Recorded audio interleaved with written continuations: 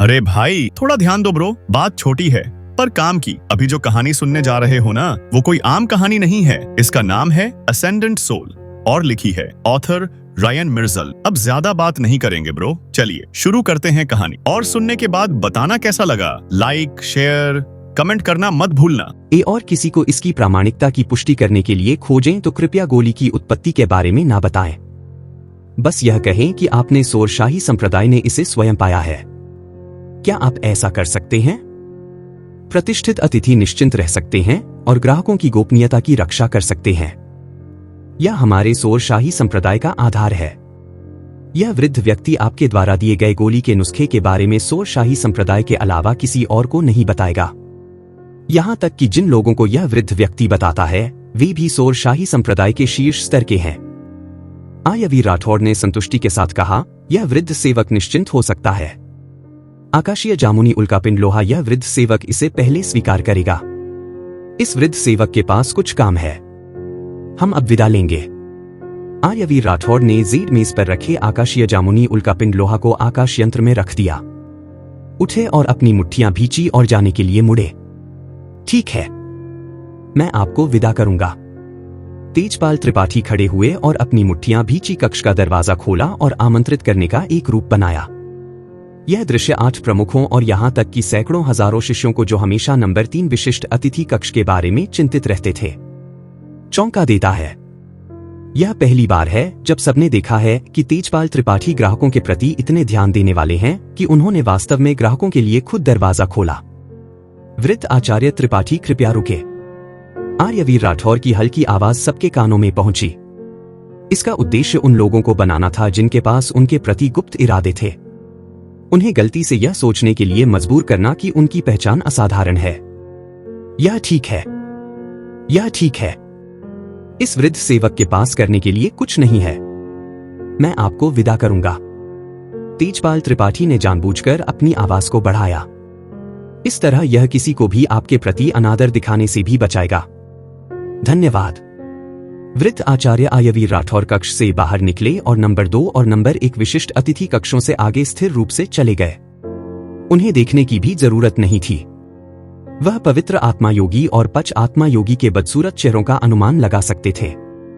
यदि यह मामला है तो इस क्षण न केवल पवित्र आत्मा योगी और पच आत्मा योगी राग जैसे हैं, बल्कि नंबर 4 विशिष्ट अतिथि कक्ष में आचार्य मुरारी साथ ही अन्य 5 प्रमुख भी हैं। उन्होंने गुप्त रूप से अनुमान लगाया आयवीर राठौर कौन है। उन्होंने किस तरह का सौदा निकाला जिसने तेजपाल त्रिपाठी को पहले और बाद में अलग रवैया अपनाने पर मजबूर कर दिया। तेजपाल त्रिपाठी आयवीर राठौर को 6ठी मंजिल के कोने तक भेजते रहे। रुक गए। एक बंद दरवाजे की ओर इशारा किया और कहा, यह वीआईपी दूरसंचार विन्यास है जो कमरे में स्थापित है। सीधे शहर के द्वार के बाहर 9 एकल वस्तु दूरसंचार विन्यास 9 शिराओं की दिशा से जुड़े हुए हैं और जब आप दूरसंचार विन्यास में प्रवेश करते हैं तो आप सीधे हजारों मील दूर तक दूरसंचार कर सकते हैं। यहां तक कि आत्मा शोधन क्षेत्र में महान पूर्णता का एक अभ्यासी भी सोर बाजार शहर में उसकी आध्यात्मिक चेतना केवल 3000 मील की त्रिज्या को कवर करती है और वह प्रतिष्ठित अतिथियों के पैरों के निशान पर जासूसी करने में पूरी तरह से असमर्थ है। यह सुनकर आयवीर राठौर मुस्कुराए और कहा, यह बहुत अच्छा है, विदा। आयवीर राठौर ने दरवाजा धकेलकर सीधा अंदर प्रवेश किया और तुरंत कमरे में स्थानिक उतार चढ़ाव की एक लहर थी। अगले ही पल आयवीर राठौर की आंखों के सामने का दृश्य बदल गया और वह सोर बाजार शहर से हजारों मील दक्षिण के पहाड़ों में दिखाई दिए। यह जगह पशु आत्मा वंश के अग्निशिख द्वार पर लौटने का एकमात्र स्थान है।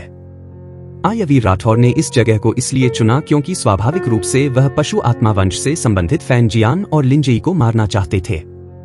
गुनगुनाहट अंतरिक्ष पानी की लहरों जैसा है और निम्न श्रेणी की रत्न आध्यात्मिक नाव शून्य से बाहर निकलती है। आयवीर राठौर भूत श्वास और ठंडी जाली को उतारते हैं और आध्यात्मिक नाव पर कूदने के बाद वह सोर बाजार शहर की ओर तेज गति से उड़ते हैं। रोकथाम को एक तरफ रखते हुए 8 प्रमुखों ने दूरसंचार विन्यास के माध्यम से उनका पीछा किया और उन्हें जल्दी से खाली करना होगा। दूसरे, उन्हें सोर बाजार शहर के बाहर सबसे तेज गति से छिपना होगा। कुत्ते और पुरुष की जोड़ी के दिखने का इंतजार करते हुए आधे घंटे से अधिक समय के बाद आध्यात्मिक नाव शहर के द्वार से 100 मील दूर बादलों के सागर में दिखाई दी।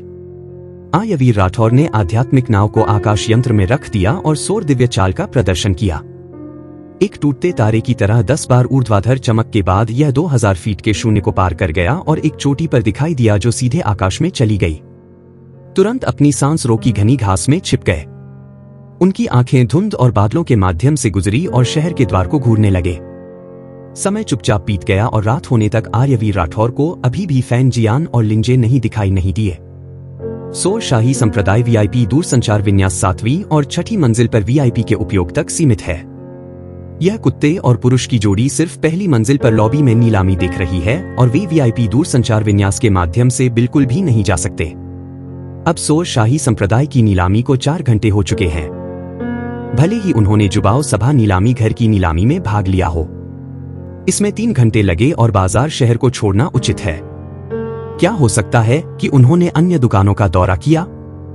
संदेहों के साथ आर्यवीर राठौर एक पशु की तरह हैं, गतिहीन छिपे हुए हैं, शिकार के प्रकट होने की चुपचाप प्रतीक्षा कर रहे हैं। 3 घंटे बाद सितारे बिखरे हुए थे। पूर्णिमा आकाश में जड़ी हुई थी और तेज चांदनी के नीचे आर्यवीर राठौर की पुतलियां अचानक से कुड़ गई। आखिरकार वश एक आध्यात्मिक नाव शहर के बाहर से उछली और आर्यवीर राठौर की ओर सर पर दौड़ पड़ी। आध्यात्मिक नाव पर लिंस ने इन्हें रेशम की तरह आंखें झपकाई। भाई फैन, पूर्णिमा की रात में हवा ताजा है। हम आकाश में एक रजाई क्यों नहीं बनाते? एक बिस्तर के रूप में एक नाव बनाते और अच्छा समय क्यों नहीं बिताते? तुम छोटी खुर, यह वास्तव में असहनीय है। फैंजियान ने एक विकृत मुस्कान दिखाई और अचानक लिंजेई को आध्यात्मिक नाव पर कुचल दिया। उसकी लंबी स्कर्ट को टुकड़ों में फाड़ दिया।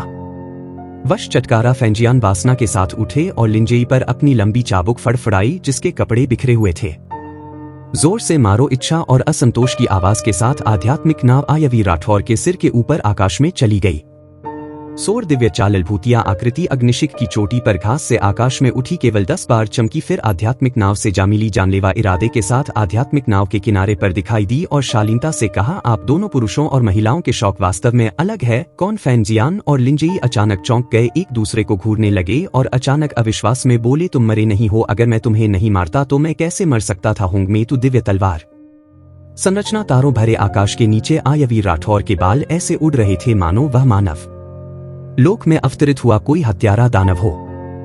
एक ही विचार में स्वर्ण, काष्ठ, जल, अग्नि, पृथ्वी, वायु, वज्र, समय, अंतरिक्ष, मृत्यु और प्रकाश, इन 11 गुणों की सर्वश्रेष्ठ रमारे जो मेरे सिर में लगे और मैं मरा नहीं है ना। हम अभी भी कई जगह हैं जहां मैं तुम्हें आश्चर्यचकित करूंगा। लिंजिनी ने लापरवाही से हंसते हुए कहा, भाई फैन, लोग बहुत डरे हुए हैं, तुम्हें डर नहीं लग रहा? छोटी बच्ची फैन जियान ने लिंजिनी को गले लगाया जो नग्न थी और आर्यवीर राठौर को भयंकर और तिरस्कार भरी निगाहों से देखा। तुमने सोचा था कि शुरुआत में इस तलवार संरचना के साथ तुम पवित्र आत्मा वंश के 43 सदस्यों को नष्ट कर सकते थे और वह मेरा प्रतिद्वंदी था। यह हास्यास्पद है। अगर मैं तुम्हारी जगह होता तो मैं छिप जाता और जब मैं काफी ताकतवर होता तो बदला लेता, क्योंकि तुम यहाँ हो लेकिन तुम्हें जीना या मरना नहीं आता। इसलिए मैं तुम्हें आज बता दूंगा कि वह लोग सूची का ताकतवर क्या होता है। कुछ देर बोलने के बाद फैन जियांग को लगा कि कोई रोकने वाली शक्ति उसकी ओर खींच रही है। वह चौंक गया, अपनी आजादी वापस पा ली और चिल्लाया, ताराछाप युद्ध कला। अचानक फैन जियांग के पूरे शरीर से एक तारे जैसा प्रकाश बिंदु निकला। प्रत्येक प्रकाश बिंदु से एक जानवर जैसी दहाड़ आई। अगले ही पल हजारों तारा मोहरे 9 चमकदार सितारा नदियों में परिवर्तित हो गई जो फैंजियान के चारों ओर अत्यधिक गति से घूमने लगी और उसकी शक्ति तेजी से बढ़ गई। फैंजियान, जिसके पास पशु आत्मा के लिए सबसे अच्छी योग्यता है, पशु आत्मा की सही स्थिति में है और वह अपनी ताक से 10 गुना खेल सकता है। और ताराछाप युद्ध कला उन 3 प्रमुख अभ्यासों में से एक है जिसे भ्रूण आत्मा क्षेत्र के शिष्य विकसित करते हैं। यदि आप इस तकनीक को 12वें स्तर तक अभ्यास करते हैं तो आप 6 गुना शक्ति का प्रयोग करने में सक्षम होंगे। हालांकि उसने केवल 8वें स्तर तक ही खेती की है।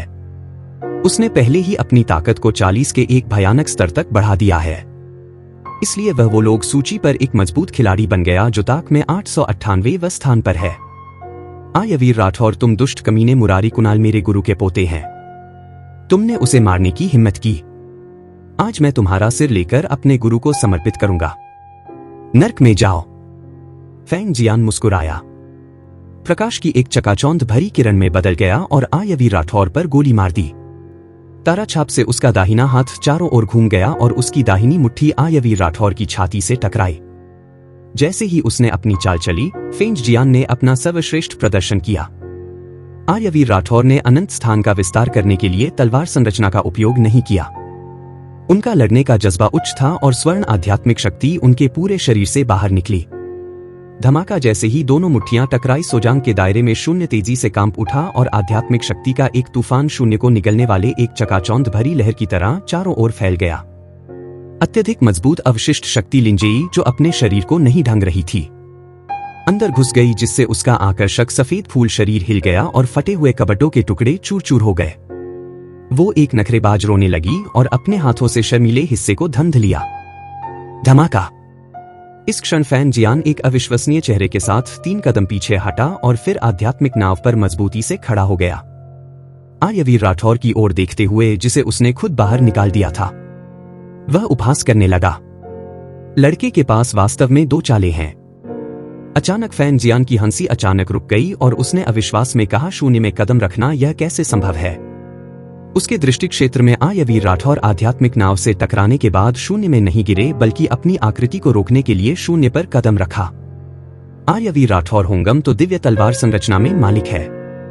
संरचना के आशीर्वाद से वह तलवार की आवश्यकता के बिना उड़ सकते हैं। बेशक उड़ान की गति तलवार से उड़ान की गति जितनी तेज है।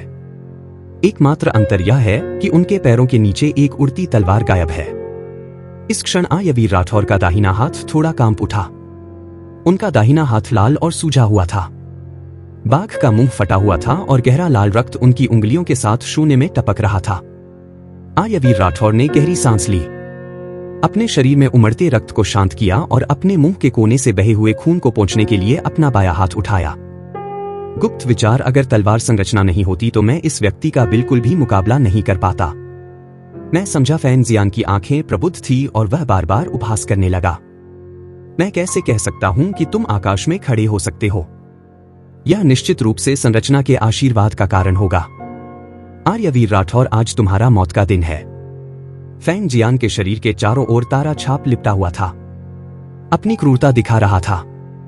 उसने अपने पैरों से लात मारी और आध्यात्मिक नाव कांप उठी। उसका शरीर एक तेज तीर की तरह था और वह आर्यवीर राठौर की ओर दौड़ा।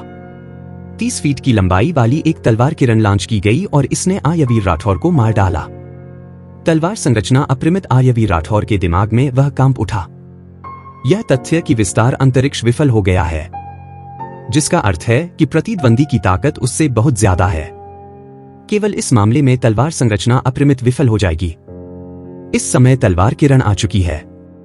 ओम में दिव्य चाल वश आर्यवीर राठौर ने अपने दाहिने कान में एक झंझनाहट महसूस की जब उनका शरीर समानांतर में चला गया और तुरंत चकमा दिया। हालांकि तलवार किरण ने आर्यवीर राठौर के उड़ते हुए बालों को काटने के बाद उनके दाहिने कान से मांस का एक टुकड़ा काट दिया। आहा हा हा, कटे हुए टुकड़े के साथ नर्क में जाओ। फेंग जियान हवा में रुक गया, जोर से हंसा और अपने पैरों में एक उड़ती तलवार फेंकी। तुरंत तलवार आर्यवीर राठौर के ऊपर दिखाई दी और आर्यवीर राठौर की ओर सीधा वार किया, जो चकमा दे रहा था। पूरी प्रक्रिया चिकनी और सहज थी। एक ही बार में धक्का। जब आर्यवीर राठौर ने हुंग में दिव्य चाल का प्रदर्शन किया और हवा में 200 फीट पीछे हट गए तो उनके माथे पर गर्म रक्त उबल रहा था। लेकिन यह फेंग जियान की तलवार से उनकी भों के बीच आर पार हो गया था और उनकी हड्डियां गहरी थी। युद्ध सितारा स्थानांतरण तकनीक वधरात के आकाश के नीचे फेंग जियान जो सितारों से धमका हुआ है, एक चकाचौंध भरे तारे जैसा दिखता है। एक अनियमित प्रक्षेप वक्र के साथ आर्यवीर राठौर की ओर चमक रहा है। आर्यवीर राठौर ने अपनी मुट्ठियां कसकर भींची और गुस्से में दहाड़ लगाई। वायुदानव का मुख। इससे पहले कि वह बोलना समाप्त करता, विशाल आकाश में एक लुभावनी सीटी की आवाज थी, जैसे कोई दानव उतर रहा हो और जादुई ध्वनि ने सब कुछ ढंग लिया हो। फेंग जियान ने अचानक पीछा करना और मारना बंद कर दिया और जिस क्षण उसने ऊपर देखा उसकी पीठ ठंडी पड़ गई।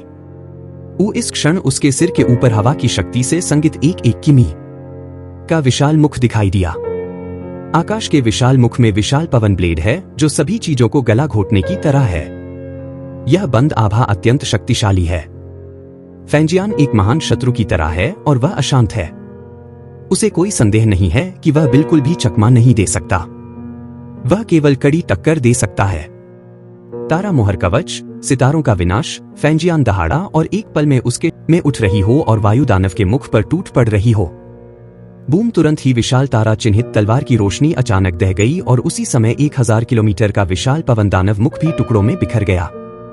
वाह वाह वाह! वायु दानव का जादुई मुख टूटने के बाद यह 3 फीट लंबे अनगिनत विशाल पवन ब्लेड में बदल गया, जिसने फैंजियान और लिंजिनई को अभिभूत कर दिया। लिंजई चीखी घबराहट में चकमा देते हुए आध्यात्मिक नाव, जो एक मध्यम श्रेणी का आध्यात्मिक हथियार था और सैकड़ों मीटर लंबा था, हवा के ब्लेड से फटकर अनगिनत टुकड़ों में कट गया, जो आसमान में फट गया। शून्य में गिरो फैंजियान की ताकत के कारण आर्यवीर राठौर तलवार संरचना अपरिमित का उपयोग करने में असमर्थ थे। इस समय संरचना के बाहर से हालांकि हुंगम 2 दिव्य तलवार संरचना अभी भी शून्य में 300 फीट व्यास की थी, आंतरिक स्थान 11 गुना बड़ा था। टकरा जाना! जब आध्यात्मिक नाव के विशाल टुकड़े शून्य में गिर गए तो फैंजियान की चिंताजनक चीख संरचना में गूंज उठी, जिन्हें आप संरचना में खतरे में है, संरचना से बचो। लिंजिनई उड़ती हुई तलवार पर कदम रखी, संरचना के किनारे की ओर भागी और पीछे मुड़कर देखा तो फैंजियान को हिंसक हवा के ब्लेड ने निगल लिया था। उसके शरीर पर तारों के निशान से संगित कवच फट गया था, जिससे उसके शरीर पर दर्जनों गहरी हड्डियां दिखाई दे रही थी। घाव खून बह रहा था।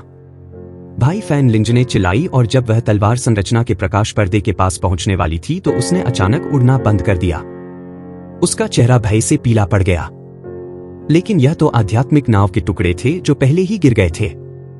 पर्दा छूते ही पर्दा जोर से कांप उठा और आध्यात्मिक नाव के टुकड़े चूर्ण में बदल गए। कुतिया, तुम भाग नहीं सकती! आर्यवीर राठौर हवा में खड़े थे, मुस्कुराए। अचानक फैंजियान को घूरते हुए जो खरोंच और चोटों से ढका हुआ था, उनकी आंखें भयंकर थी और उन्होंने चिल्लाया, आज मैं तुम दोनों पुरुषों और महिलाओं को मरने नहीं दूंगा। गुनगुनाहट अंतरिक्ष में कंपन हुआ और फैंजियान के शरीर पर तारा मोहरे फिर से संघनित हो गई। लेकिन इस बार तारा कवच जो परिवर्तित हुआ वह पहले संगित हुए से बहुत कम चमकदार था।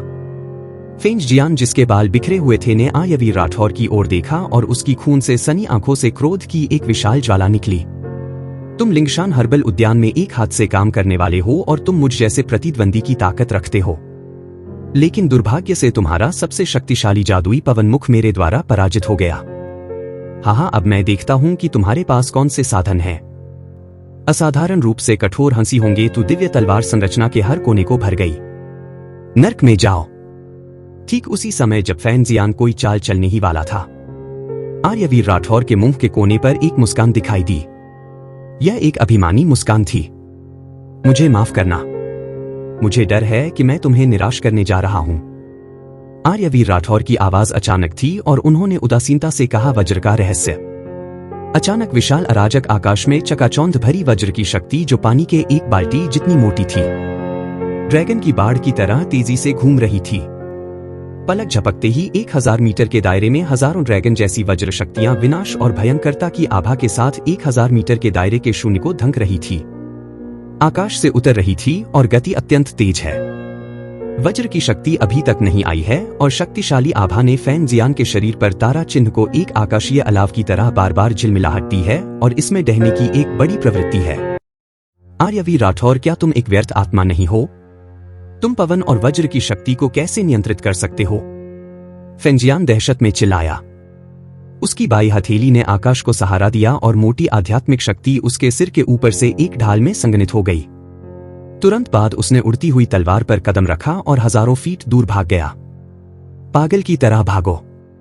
वह महसूस कर सकता था कि वह आर्यवीर राठौर के वज्र कारागार को बिल्कुल भी हरा नहीं सकता। आर्यवीर राठौर सभी जीवों को देखते हुए एक हत्यारे भगवान की तरह हैं, जिससे उनके माथे पर खून शून्य में टपकता है। शूट! फैंजियान की उड़ान कितनी भी तेज क्यों ना हो, वह वज्र के रहस्य कारागार के कफन से बच नहीं सकता। जब वह 800 जांग के शून्य से भाग गया तो उसे 1000 ड्रैगन में परिवर्तित बिजली के नर्क ने निगल लिया। Bang bang bang! वह हिंसक वज्र शक्ति में डूब गया था और उसके सिर के ऊपर आध्यात्मिक ऊर्जा से संघनित विशाल ढाल तुरंत चटक गया और उसी समय पूरे शरीर को धने वाला तारा एक के बाद एक ढह गया। वज्र जैसी एक के बाद एक वज्र शक्ति एक कपते शून्य के साथ उस पर बमबारी कर रही थी। चटकारा नहीं, हड्डी के टूटने की स्पष्ट आवाज और भयानक चीखें आपस में गुथी हुई थी। फैंजियान की छाती दह गई, उसके मुंह से खून बह निकला और उसे सैकड़ों फीट तक उड़ा दिया गया। फैंजियान चक्कर खा रहा था और पाया कि वह वज्र के रहस्य कारागार के किनारे पर आ गया था। केवल 10 मीटर दूर था और वह भाग सकता था। मैं जीना चाहता हूं। फैंग जियान ने अपने पूरे शरीर पर आध्यात्मिक ऊर्जा का छिड़काव किया और बमबारी किए जाने की जड़ता की मदद से वह वज्र के रहस्य कारागार के किनारे की ओर गोली मार दी। 9 फीट, 6 फीट, 3 फीट। हालांकि 30 फीट की छोटी दूरी उसके सामने एक अभेद्य अग्निशिख की तरह खड़ी थी। गुनगुनाहट हवा लहरों की तरह धमाका कर रही थी और आयवी राठौर के विचारों में वज्र के कारागार के किनारे पर वज्र की शक्ति जो लक्ष्यहीन रूप से बह रही थी। अचानक एक जीवन देने वाले वज्र ड्रैगन की तरह उसने अपना सिर उठाया और चेहरे में टक्कर मारी। यहां फैंग जियान आता है। चटकारा फैंग जियान जिसकी छाती धंसी हुई थी, जल्दी में चकमा दे रहा था। रक्त की धुंध हवा में भर गई और उसका टूटा हुआ हाथ क्षैतिज रूप से उड़ गया। वज्र की शक्ति ने उसके दाहिने हाथ को उड़ा दिया। जब बिजली के सांप की फुसफुसाहट उसके चारों ओर सर पर दौड़ रही थी तो फैंग जियान लुढ़क गया और 200 फीट दूर जा लगा और एक बार फिर हजारों फीट की त्रिज्या वाले वज्र कारागार में आ गया। उसने अपने मुंह से खून थूका और जैसे ही उसने उड़ती हुई तलवार को अपने पैरों के नीचे उड़ने के लिए नियंत्रित किया, अचानक उसकी आंखें चटक गई और उसने एक हताश चीख निकाली। नहीं नहीं चटकारा। एक अचानक वज्र ने उसके पैरों पर बमबारी की और खून का छिड़काव करने वाले 2 टूटे हुए पैर वज्र कारागार में तुरंत अदृश्य हो गए। जिन, मुझे बचाओ, मुझे बचाओ। फैंग जियान की दर्दनाक चीख लिन जिनेई के कानों में पहुंची जो पहले से ही डरी हुई थी। लिन जिनेई जो वज्र के रहस्य कारागार के बाहर थी, फैंग जियान के सीधे पैरों पर कदम रखी और कांपने से खुद को रोक नहीं पाई। वरिष्ठ भाई फैन, आप जानते हैं, हालांकि मैं भ्रूण आत्मा की महान पूर्णता हूं। मैं वो लोग सूची में नहीं हूं। शक्तिशाली ऊपर मैं आपको बचा नहीं सकती।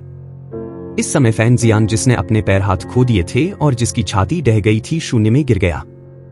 वश आयवी राठौर ने हवा में ऊर्ध्वाधर रूप से नीचे की ओर गोली मारी और जब उन्होंने इशारा किया तो फैंग जियान की उड़ती हुई तलवार उनके हाथ में गिर गई। आर्यवीर राठौर फैंग जियान को पकड़ने के लिए गिरे। एक तलवार से उसकी हंसली को आर पार किया और उसे उठाया। आर्यवीर राठौर, मैं तुम्हारे पूर्वजों का ध्यान रखूंगा। मारना है तो मारो। 18 साल बाद मैं फैंग जियान और मैं नष्ट करने के लिए प्रहार। लिन जिनेई ने उड़ती हुई तलवार पर कदम रखा। उसका पूरा शरीर लगभग लाल हो गया था। उसका बायां हाथ उसकी छाती पर रखा हुआ था। कांपते हुए उसने आर्यवीर राठौर की ओर एक विनती भरी नजर डाली। आर्यवीर राठौर, कृपया मुझे मत मारो। मैं भी फैंग जियान के अधीन हूं। मोहित, मैंने पिछली बार तुम्हारे साथ उसका सामना किया था। लिन जिनेई को लगभग गला घोट दिया जिससे उसके गाल फूले हुए थे। कोई आवाज नहीं निकल पा रही थी। आर्यवीर राठौर की तारों जैसी आंखें सिन्हान के हत्या के इरादे से भरी थी और उन्होंने जो आवाज कही उसने लिन जिनेई को ऐसा महसूस कराया जैसे वह एक बर्फ की गुफा में हो। क्या तुम जानती हो कि मैंने तुम्हें अभी तक क्यों नहीं मारा? क्योंकि तुम एक औरत हो। मैं तुम्हारे पूरे शरीर को रखना चाहता था। भले ही तुम्हारे 3 विषैले बाण मेरे सिर में घुस गए हो। मैंने तुम्हें एक मौका दिया है, लेकिन तुम्हें ऐसा नहीं करना चाहिए था। तुम अपने गंदे शरीर से मुझे बहकाना चाहती हो और फिर तुम मुझ पर हमला करना चाहती हो। यह सुनकर लिन जिनेई की सुंदर आंखें आंसुओं से टपक रही थी। उसका सिर हिंसक रूप से हिल गया। उसकी भीख मांगने वाली आंखें कह रही थी, उसके पास कुछ कहने को है। मृत्यु तक मैं तुम्हें बोलने का कोई मौका नहीं दूंगा। इससे पहले कि आर्यवीर राठौर अपनी बात पूरी करते, उन्होंने लिन जिनेई का दाहिना हाथ पकड़ा और उसे अचानक घुमाया। चटकारा। लिन जिनेई का दाहिना हाथ जबरदस्ती टूट गया। टूटा हुआ हाथ खून से फूट पड़ा और आर्यवीर राठौर के बागे से फिसल गया और उसी समय एक खंजर गिर गया। शूट। जब आर्यवीर राठौर ने इशारा किया तो गिरता हुआ खंजर आर्यवीर राठौर के दाहिने हाथ में आ गया। आर्यवीर राठौर ने उदासीनता से कहा, यह विषैला खंजर तुम्हारे दुष्ट दिल से बहुत कम विषैला है। वह लिन जिनेई दर्द में दिखी, उसके आंसू टूट गए थे। उसकी आंखें दुख से भर गई थी। उस समय तुमने दोनों हाथों से 3 विषैले बांध दागे थे जो मेरे सिर में घुस गए थे। आज मैं तुम्हारी बाहों को तोड़ रहा हूं जैसा कि होना चाहिए। शब्द रुके और खून चमका। आर्यवीर राठौर ने एक खंजर पकड़ा और लिन जिनेई का बायां हाथ काट दिया। लिन जिनेई की भयभीत और असहाय आंखों में आर्यवीर राठौर ने एक खंजर को उसके माथे के सामने रखा और सिर में घुसा दिया। क्या महिलाओं के साथ इस तरह का व्यवहार करना क्रूर है? क्रूर, वास्तव में क्रूर। लेकिन आर्यवीर राठौर की नजरों में लिन जिनेई बिल्कुल भी इंसान नहीं है, बल्कि एक क्रूर और खूंखार जानवर है। खंजर के लिन जिनेई के सिर में घुसने के बाद उसके 7 छिद्रों से खून बह निकला। बस सांस लेते ही उसके चेहरे के निशान विष से नष्ट हो गए और स्याही की तरह काले हो गए। यह देखा जा सकता है कि खंजर की शक्ति विषैली है। बाद में आयवी राठौर ने शव को शून्य में फेंक दिया और होंगेतु दिव्य तलवार संरचना को निष्क्रिय कर दिया। लिंजेने का लगभग नग्न शरीर अग्निशिख की चोटी पर घास में गिर गया।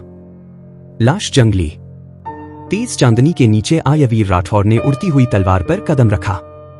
उनकी आंखें एक तलवार की तरह पशु आत्मा की दिशा को आर पार कर रही थी। मुरारी लाल, जल्द या बाद में मैं तुम्हें नर्क में जाने दूंगा ताकि तुम अपने पोते से मिल सको। आयवीर राठौर ने आध्यात्मिक नाव की सवारी की और दानशिरा की दिशा में तेजी से उड़ान भरी। इस समय डोंगलाल एक कानून प्रवर्तन शिष्य जिसने सोरबाजार शहर में आयवीर राठौर का पीछा किया था, स्वाभाविक रूप से आयवीर राठौर को खो चुका था। दानशिरा के अग्निशिख द्वार पर लौटने के रास्ते में आयवीर राठौर शांत हो गए और अपने 4 शक्तिशाली शत्रुओं के बारे में सोचा।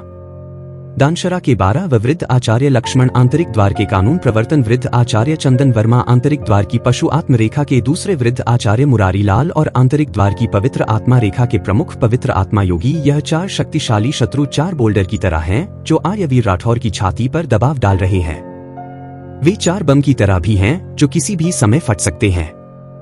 आयवीर राठौर ने गुप्त रूप से दृढ़ संकल्प किया कि यदि भविष्य में कोई महत्वपूर्ण बात नहीं है तो वह दानशिरा को कभी नहीं छोड़ेंगे। समय एक तीर की तरह उड़ गया। 3 दिन बाद आधी रात में आयवीर राठौर ने आध्यात्मिक नाव की सवारी की और दानशिरा के अग्निशिख द्वार में उड़ान भरी। यह भोर तक नहीं हुआ कि वह किंगली अमर अग्निशिख पर वापस लौटे और अपने घर में प्रवेश किया। आयवीर राठौर सोफे पर आलती पालती मारकर बैठ गए और आकाश यंत्र से आकाशीय जामुनी उल्कापिंड लोहा बाहर निकाला। बाहरी जामुनी उल्कापिंड हालांकि केवल सिर के आकार का है। इसका वजन 800 किलोग्राम है। उनकी आशा की आंखें आकाशीय जामुनी उल्कापिंड लोहा पर टिकी थी और आयवीर राठौर मुस्कुराए और कहा, परिष्करण की 11 प्रकार की सामग्रियों को खोजो। मैं उड़ती हुई तलवार को परिष्कृत करना शुरू कर सकता हूं और जब मैं इसे 11 विशेषताओं के साथ एक उच्च स्तरीय उड़ती हुई तलवार में परिष्कृत करूंगा, उस समय आप हुम्मे वध तलवार कला का उपयोग कर सकते हैं और शक्ति में काफी वृद्धि होगी। आकाशीय जामुनी उल्कापिंड लोहा को रखने के बाद आयवीर राठौर ने दानशिरा के विशाल युद्ध कला क्षेत्र के बारे में सोचा। जब समय अवधि ने वास्तव में खुद को बताया तो अभी भी 1.5 महीना बाकी है और सर्वश्रेष्ठ सरसों के बीच का समय और अंतरिक्ष शिवालय खोला जाएगा। बाद में उन्होंने मध्यम श्रेणी के सरसों के बीच समय अंतरिक्ष शिवालय में 18 दिन तक अभ्यास किया और सोर बाजार शहर के रास्ते में 3 दिन लगे और फिर बाजार शहर में नीलामी में भाग लेने में 1 और दिन लगा और दानशिरा में वापस लौटने में 1 और दिन लगा। अब 25 दिन बीत चुके हैं और इस क्षण सर्वश्रेष्ठ सरसों के बीच के समय अंतरिक्ष शिवालय के अगली बार खुलने तक 20 दिन बाकी है। सर्वोत्तम सरसों के बीच समय अंतरिक्ष शिवालय पर चढ़ना कितना भी मुश्किल क्यों ना हो, मुझे अभ्यास में प्रवेश करना होगा। ठीक है, पहले विशाल युद्ध कला क्षेत्र में जाओ। मध्यम श्रेणी के सरसों के बीच समय अंतरिक्ष शिवालय में 20 दिन तक अभ्यास करो और सर्वश्रेष्ठ सरसों के बीच समय अंतरिक्ष शिवालय के खुलने का इंतजार करो। आयवीर राठौर उत्सुक दिखे।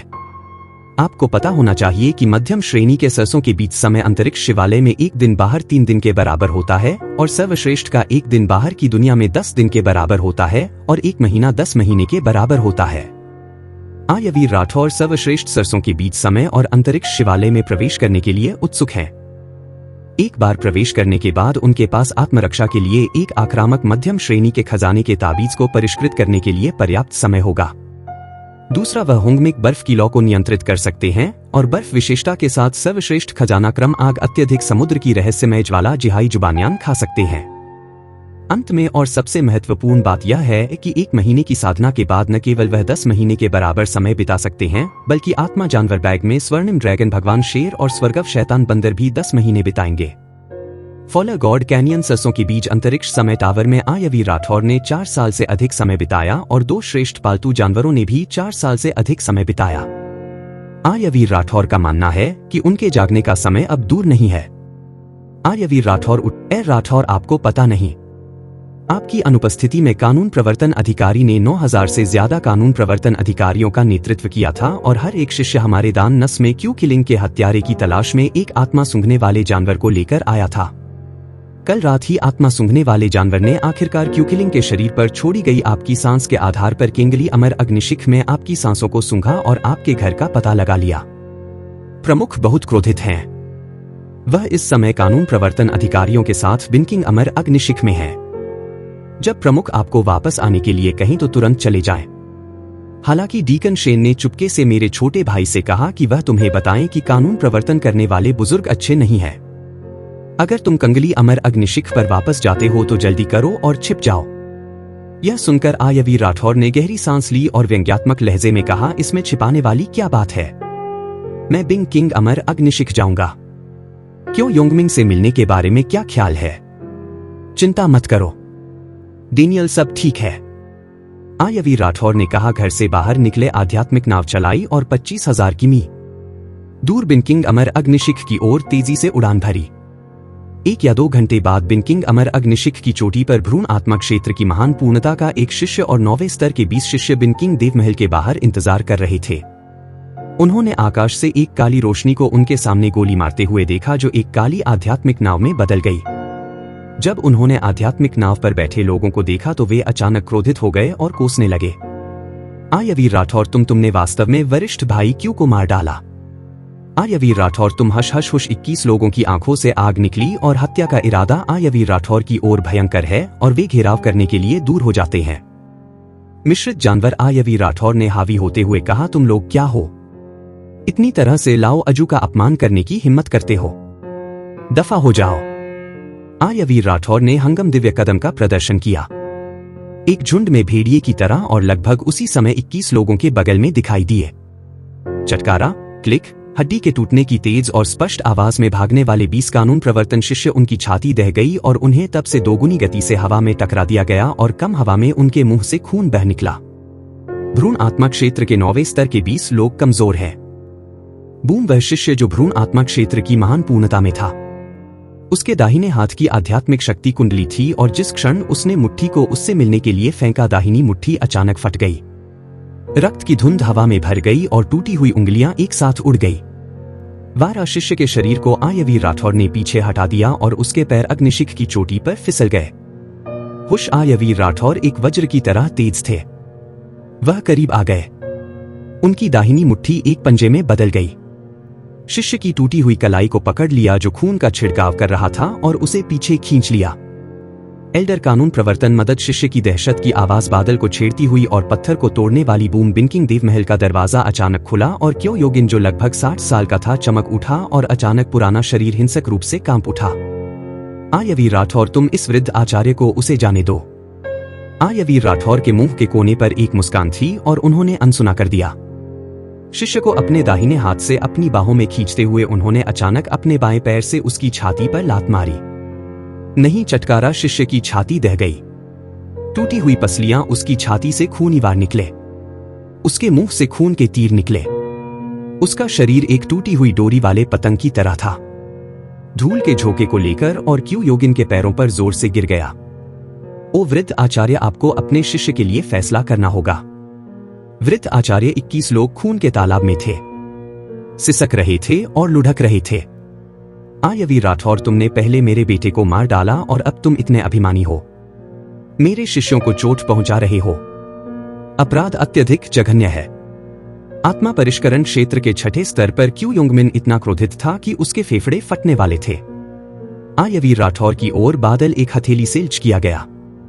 डीकन शेन, कानून प्रवर्तन वृद्ध आचार्य निर्दोष लोगों को मारने जा रहे हैं। आयवी राठौर चिल्लाए और उन्होंने हंगों में दिव्य कदम का प्रदर्शन किया और एक चकाचौंध में 200 फीट दूर दिखाई दिए। इस समय उनकी नजर की हथेली बड़ी और बड़ी हो रही थी। वृद्ध आचार्य, कानून प्रवर्तन, क्या अंधाधुंध निर्दोष लोगों को मारना बुरा नहीं है? अचानक एक पुरानी आवाज के साथ आयवी राठौर को चक्कर आ गया, लेकिन उन्हें शेन किंगफेंग ने पीछे खींच दिया जो अचानक उनके बगल में दिखाई दिया। बूम, उसी समय शेन किंगफेंग की सूखी दाहिनी हथेली क्यू योगिन की बाई हथेली पर जोर से टकरा गई। वाह वाह वाह, दोनों हथेलियां टकराई और एक अदृश्य भयानक शक्ति बाहर निकली। रेत और चट्टाने शिखर की चोटी पर उड़ गई और 30 फीट के दायरे में शून्य एक झटके में बालों जैसी अंतरिक्ष दरारों से धमक गया। अंतरिक्ष में दरार कम समय के लिए थी और जब वह गायब हो गई तो क्यू योगिन का शरीर खून से सूज गया और इससे पहले कि वह दृढ़ता से खड़ा हो पाता वह 3 फीट तक पीछे हट गया। दूसरी ओर शेन किंगफेंग ने आयवी राठौर को अपने बाएं हाथ से खींचा और शरीर को स्थिर करने से पहले जमीन पर 10 फीट तक फिसल गए। आयवी राठौर, जो भ्रूण आत्मा क्षेत्र के 7वें स्तर पर थे, हंगमेन की आंखों के नीचे अपने से बहुत अधिक एक साधक की ताकत को देख सकते थे। वह एक नजर में देख सकते थे कि शेन किंगफेंग और क्यू योंगमिंग दोनों आत्मा परशकरण क्षेत्र के छठे स्तर पर थे। जाहिर है दोनों का पहली बार एक दूसरे से सामना हुआ और निर्णय लिया गया। उसी समय आर्यवीर राठौर बहुत अच्छी तरह से जानते थे कि अगर यह शेन किंगफेंग के शॉट के लिए नहीं होता तो क्यू योंगमिन की हथेली उन्हें मारने के लिए पर्याप्त होती। शेन किंगफेंग वह मेरे बेटे को मारता है और मेरे कानून प्रवर्तन शिष्य को चोट पहुंचाता है। अपराध मौत के काबिल है। क्यू योंगमिन दहाड़ा, तुम इस वृद्ध आचार्य के कानून प्रवर्तन में बाधा डालने की हिम्मत कैसे करते हो? शेन किंगफेंग की आंखें थोड़ी संकीर्ण हो गई और गंदी आंखों में ठंडी रोशनी दिखाई दी और वह अभी भी गर्म स्वभाव वाला था। कि योंगमिन, यह मेरे दानशिरा में है। बूढ़े व्यक्ति ने तुम्हें एक वृद्ध आचार्य कहा। क्या तुमने वास्तव में खुद को एक चेहरा दिया? तुम क्या हो? इस बूढ़े व्यक्ति पर चिल्ला रहे हो। शेन किंगफेंग ने एक उंगली बढ़ाई और क्यू योंगमिन की ओर इशारा किया। अगर आर्यवीर राठौर ने वास्तव में बिना किसी कारण के क्यूकिन को मार डाला और तुम्हारे 21 शिष्यों को चोट पहुंचाई तो यह बूढ़ा व्यक्ति कभी रक्षा नहीं करेगा। लेकिन इससे पहले कि मामला स्पष्ट हो, तुम आर्यवीर राठौर को मारना चाहते हो। तुम किस तरह के हो? मैं बा शेन किंगफेंग की पूर्ण शक्ति आर्यवीर राठौर के पक्ष में है। अगर आर्यवीर राठौर मर जाता है तो उसका दूसरा भाई शेन किंग भी शपथ के कारण मर जाएगा। इसके अलावा जब युवती ने अपने पुनरुत्थान के कारण खुद को मारी थी, जाहिर है वह आर्यवीर राठौर के लिए नहीं बल्कि शेन किंगफेंग के कारण खड़ी हुई थी। वह पहले से ही आर्यवीर राठौर से बेहद घृणा करती थी। भले ही आर्यवीर राठौर सही हो, लेकिन आर्यवीर राठौर की वजह से दान नस इस दौरान कानून प्रवर्तन अधिकारियों और आत्मा सूंघने वाले दरिंदों से परेशान रही है। ठीक है, बहुत अच्छा। क्यू योमिंग ने शेन सुबिन को घूरते हुए खंडन करने में असमर्थ होकर कहा, प्रमुख बिन किंग शेन किंगफेंग, आप इस बुजुर्ग को रास्ता दे। मैं कानून के अनुसार आर्यवीर राठौर से पूछने जा रहा हूं। शेन सुबिन कभी भी क्यू योमिंग के साथ खराब संबंध नहीं रखना चाहती थी क्योंकि क्यू योंगमिंग अमरद्वार के मुख्य कानून प्रवर्तन अधिकारी का शिष्य था। शेन सुबिन जानती थी कि आज उसने क्यू योंगमिंग से पूरी तरह नाता तोड़ लिया है। उसने पीछे मुड़कर आर्यवीर राठौर को ठंडी नजरों से देखा। उसकी खूबसूरत आंखें नाराजगी और आक्रोश से भरी थी। तुरंत ही उसने गहरी सांस ली और 3 फुट बाई ओर चली गई। तुम बच्चे, तुम बस मुसीबत ढूंढ रहे हो। शेन किंगफेंग ने आर्यवीर राठौर को घूरा और शेन सुबिन के पीछे सम्मानपूर्वक खड़ा हो गया। बोलो, कानून प्रवर्तन के शिष्य क्यूकिन को क्यों मार रहे हो? क्यू योमिंग चमकते हुए आर्यवीर राठौर के सामने प्रकट हुए, लगभग दहाड़ते हुए। अगर आंखें मार सकती हैं तो आर्यवीर राठौर सैकड़ों बार मर चुके होते। वह इस नीच नौकर का अपने सामने गला घोटने और उसे अपने बेटों और पोते पोतियों को काटने देने के लिए बेताब है। आर्यवीर राठौर ने हल्के से कहा, कानून प्रवर्तन अधिकारी को रिपोर्ट करें। जब शिष्यम फुफांग शहर गया था तो उस क्यूकिन ने पहले शिष्य को अपमानित किया और फिर शिष्य से मध्यम श्रेणी के आध्यात्मिक पत्थर की मांग की। शिष्य जब वह शहर के द्वार से बाहर निकला तो वह बहुत क्रोधित था, इसलिए उसने क्यूकिलिन से आत्मा पत्थर मांगा। उसने नहीं दिया और उसने शिष्य को फिर से अपमानित किया। तुम्हें नहीं पता कि शिष्य उस समय सचमुच उसे मारना चाहता था, लेकिन उसने पहले शिष्य को नहीं मारा। संप्रदाय के नियमों के अनुसार शिष्य के पास कोई मौका नहीं है, है ना? इसलिए शिष्य ने जानबूझकर उसे याद दिलाया कि उसे अपने द्वारा एकत्र किए गए आत्मिक पत्थरों की जानकारी संप्रदाय के शीर्ष अधिकारियों को देनी चाहिए और शिष्य उसे यह बताना नहीं भूला कि यह एक गंभीर अपराध है और उसे संप्रदाय से निष्कासित कर दिया जाना चाहिए। यह सुनकर क्यू योंगमिन का चेहरा गुस्से से हरा हो गया। वह अपने बेटे के स्वभाव को सबसे अच्छा जानते हैं। उन्हें यह जानने के लिए सोचने की जरूरत नहीं थी कि उनका बेटा डर गया था कि चीजें उजागर हो जाएंगी, और क्योंकि वह अपने बेटे को बिगाड़ने के आदी थे, इसलिए उनके बेटे ने उस समय उन्हें मारने की योजना बनाई होगी। लेकिन यह योजना स्पष्ट रूप से आर्यवीर राठौर द्वारा उनके बेटे को मारने के लिए स्थापित एक जाल है। वह इस बात से अधिक जागरूक है कि आर्यवीर राठौर ने यह जानबूझकर खुद को गुस्से से मारने के लिए कहा। आर्यवीर राठौर, तुम नीच हो। क्यू योंगमिंग एक गड़गड़ाहट की तरह दहाड़ा। आर्यवीर राठौर ने अनसुना कर दिया, फिर हंसा और कहा, उस समय क्यूकिलिन आसपास किसी को ना देखकर 20 कानून प्रवर्तन शिष्यों को मुझसे निपटने और मुझे दफनाने का आदेश दिया। वृत्त आचार्य कानून प्रवर्तन। जब मैंने यह सुना तो शिष्य वास्तव में हंसा। शिष्य ने पहले 20 लोगों को मार डाला। इस समय शिष्य ने तुरंत क्यूकिलिन को नहीं मारा क्योंकि अन्य शिराओं के 36 लोग भी शिष्य को मारना चाहते थे। इसलिए शिष्यों ने योजना ली और दूर उड़ गए। ओ नहीं सटीक होने के लिए वे फांग से भाग गए और जानबूझकर क्यूकिलिन और 36 लोगों को पकड़ने दिया। फिर उन्होंने शिष्यों को मारने के लिए एक साथ काम किया, जो ठीक वही था जो शिष्यों को चाहिए था। इसलिए शिष्यों ने उन सभी को मिटा दिया। वह मौत का सूट वास्तव में भयानक है। जैसे ही उन्होंने बात पूरी की, आयवी राठौर ने क्यू योगिन को सम्मानपूर्वक झुकाकर प्रणाम किया और ईमानदारी से कहा, इस शिष्य ने जो कहा वह बिल्कुल सत्य है। आपको समझाने के लिए इस शिष्य ने स्मृति छवि को संगठित किया है ताकि आप करीब से देख सके शिष्य की उन्हें मारने की प्रक्रिया। तुम क्यू योंगमिन गुस्से से इतना चक्कर आ गया। तुम इतने क्रूर हो। तुम स्पष्ट रूप से जानबूझकर मेरे बेटे को मारने की कोशिश कर रहे हो। फुंग क्यू योंगमिन का शरीर कांप उठा। उनका ऊपरी शरीर सीधा हो गया और मुंह से खून का एक खूंट निकला। आयवी राठौर, इस बूढ़े व्यक्ति के पास यहाँ एक आत्मस्मरण पत्थर है। इस पत्थर के साथ आपके द्वारा संगठित की गई यादें अधिक स्पष्ट हो सकती हैं। शेन किंगफिंग हंसा और एक अखरोट के आकार का क्रिस्टल स्पष्ट आत्मस्मरण पत्थर आयवी राठौर को फेंका। फुफकार फुफकार। क्यू योंगमिन ने एक पंक्ति में 3 घूंट खून का छिड़काव किया। आयवी राठौर को हट से घूरा और शब्द दर शब्द कहा, जरूरत नहीं। यह वृद्ध आचार्य तुम पर विश्वास करता है। आपके विश्वास के लिए कानून प्रवर्तन वृद्ध आचार्य को बहुत धन्यवाद। शिष्य बहुत आभारी हैं। जैसे ही आयवी राठौर झुके, इस तरह के सम्मानजनक ताने ने क्यू योगमिन को खून उगलने के लिए मजबूर कर दिया। क्रोध और उदासी के संयोजन ने क्यू योगिन को ऐसा महसूस कराया जैसे वह दशकों पुराना था। वह वृद्ध आचार्य होने और अपने बेटे का बदला लेने से घृणा करता है, लेकिन वह अधिक स्पष्ट रूप से जानता था कि वह शेन सुबिंग और शेन किंगफिंग के सामने आयवी राठौर पर हमला नहीं कर सकता। वृद्धा आचार्य कानून प्रवर्तन शिष्य ने सुना था कि आप 1 घंटे से अधिक समय पहले शिष्य को बुलाने जा रहे थे और पहला बेटा बिना किसी देरी के दौड़ पड़ा। आयवी राठौर ने 21 कानून प्रवर्तन शिष्यों को देखा जो गंभीर रूप से घायल थे और गुस्से से कहा, लेकिन उन्होंने शिष्यों को अपमानित और दुर्व्यवहार किया। यह पर्याप्त नहीं है। वे शिष्यों पर कार्रवाई करना चाहते हैं और शिष्यों को आपको देखने से रोकना चाहते हैं। इससे कोई फर्क नहीं पड़ता कि उन्होंने शिष्यों को अपमानित किया, लेकिन उन्होंने वास्तव में उत्सुकता से आपको देखने के लिए भीख मांगने वाले शिष्यों को रोकने की कोशिश की। इसलिए शिष्यों ने इन सभी अपशिष्टों को घायल कर दिया। आयवी राठौर के शब्दों की प्रतीक्षा किए बिना कियोंगमिंग ने हिंसक रूप से चिल्लाया। बस घूमते हुए कियोंगमिंग ने आध्यात्मिक नाव निकाली और अपने दाहिने हाथ की एक लहर के साथ 21 आध्यात्मिक शक्ति ने 21 लोगों को लपेट लिया। सभी को आध्यात्मिक नाव पर फेंक दिया। हुश जैसे ही कियोंगमिंग आध्यात्मिक नाव पर चढ़ गए, आयवी राठौर का स्वर अचानक ठंडा हो गया। वृद्धा आचार्य कानून प्रवर्तन, मेरे शिष्य के लिए मेरे पास एक और मामला है। मैं आपसे पूछना चाहूंगा, अगर यह मामला संप्रदाय प्रमुख तक पहुंचता है तो आपका जीवन नहीं बचाया जा सकता है। कियोंगमिंग ने अपनी मुट्ठी को कसकर भंच लिया। दांत पीसते हुए कहा, तुम बोलो। वृद्धा आचार्य कानून प्रवर्तन, जिस पहले दिन शिष्य ने आंतरिक अग्निशिख द्वार में प्रवेश किया, वह यांगफी और जगैंग आंतरिक संप्रदाय के कानून प्रवर्तन शिष्यों से मिला।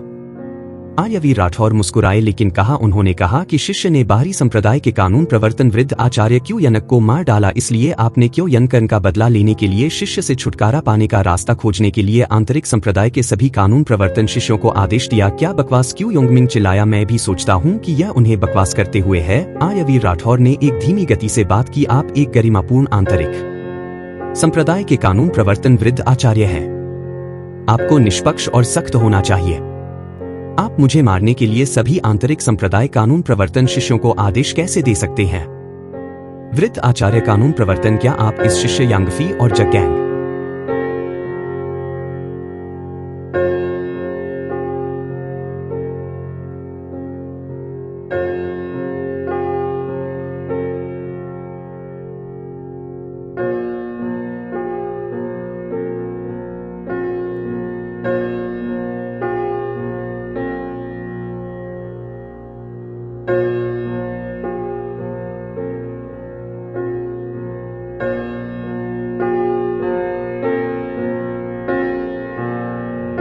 हिम्मत नहीं करते? शेन सुबिंग ने झुककर प्रणाम किया। तुम हिम्मत नहीं करोगे? झौ वै ने ठंड से सूंघा। यह वृद्ध आचार्य यही इंतजार कर रहा है।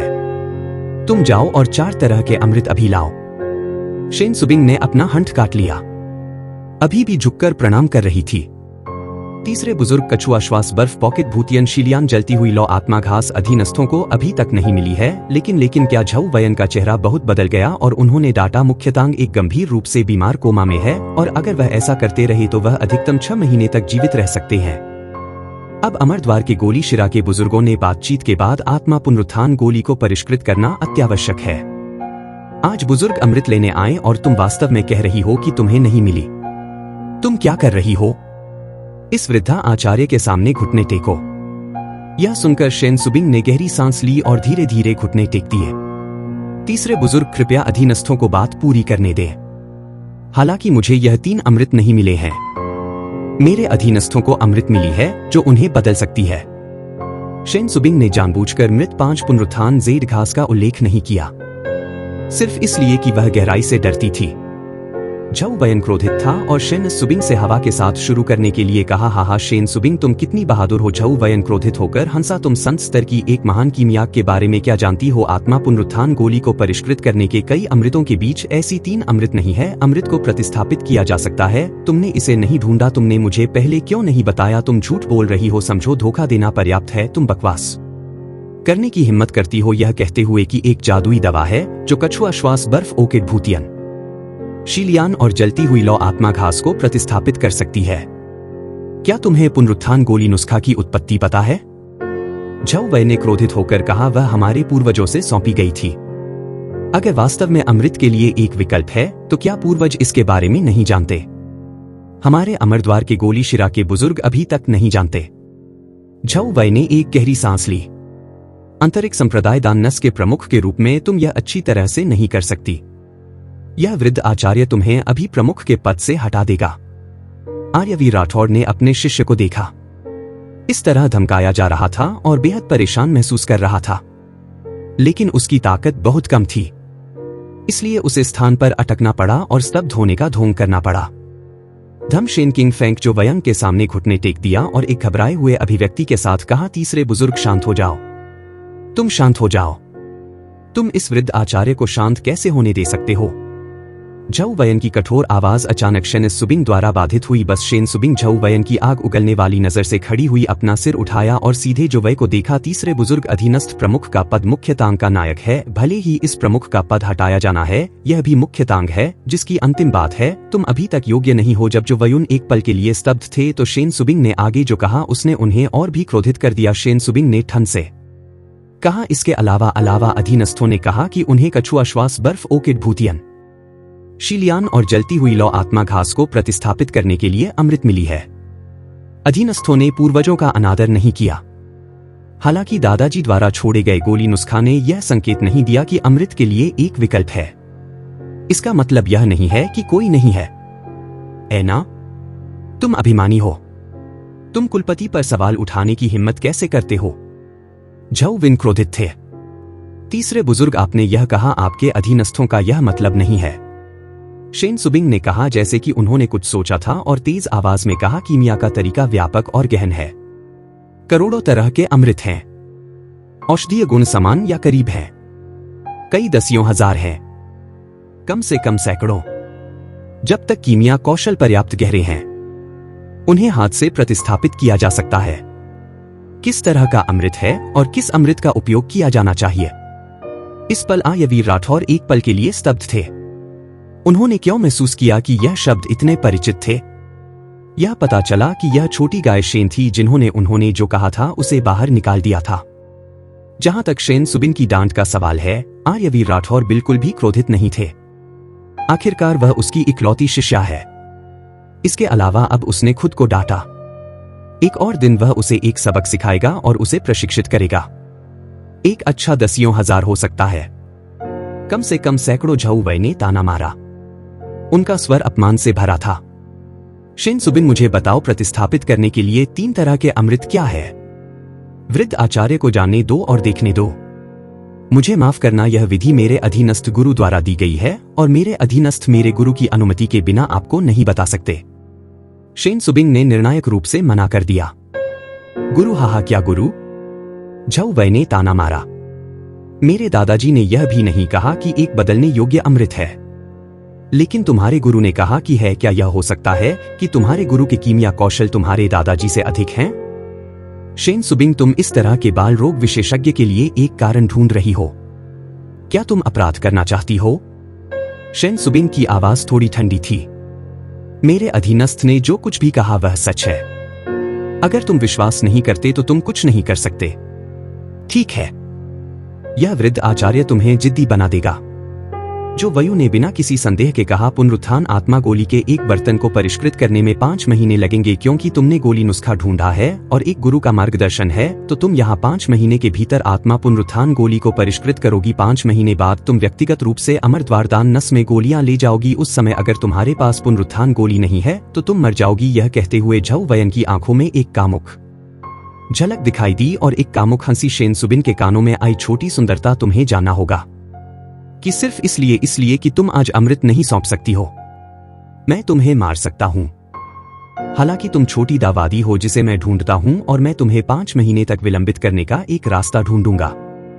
अगर तुम मरना नहीं चाहती हो तो 5 महीने में अमर द्वार आओ और मुझसे भीख मांगो। अगर तुम मेरे साथ आरामदायक हो तो मैं तुम्हारी मदद कर सकता हूं। छोटी सुंदरता, मुझे बहुत देर तक इंतजार मत कराओ। हा।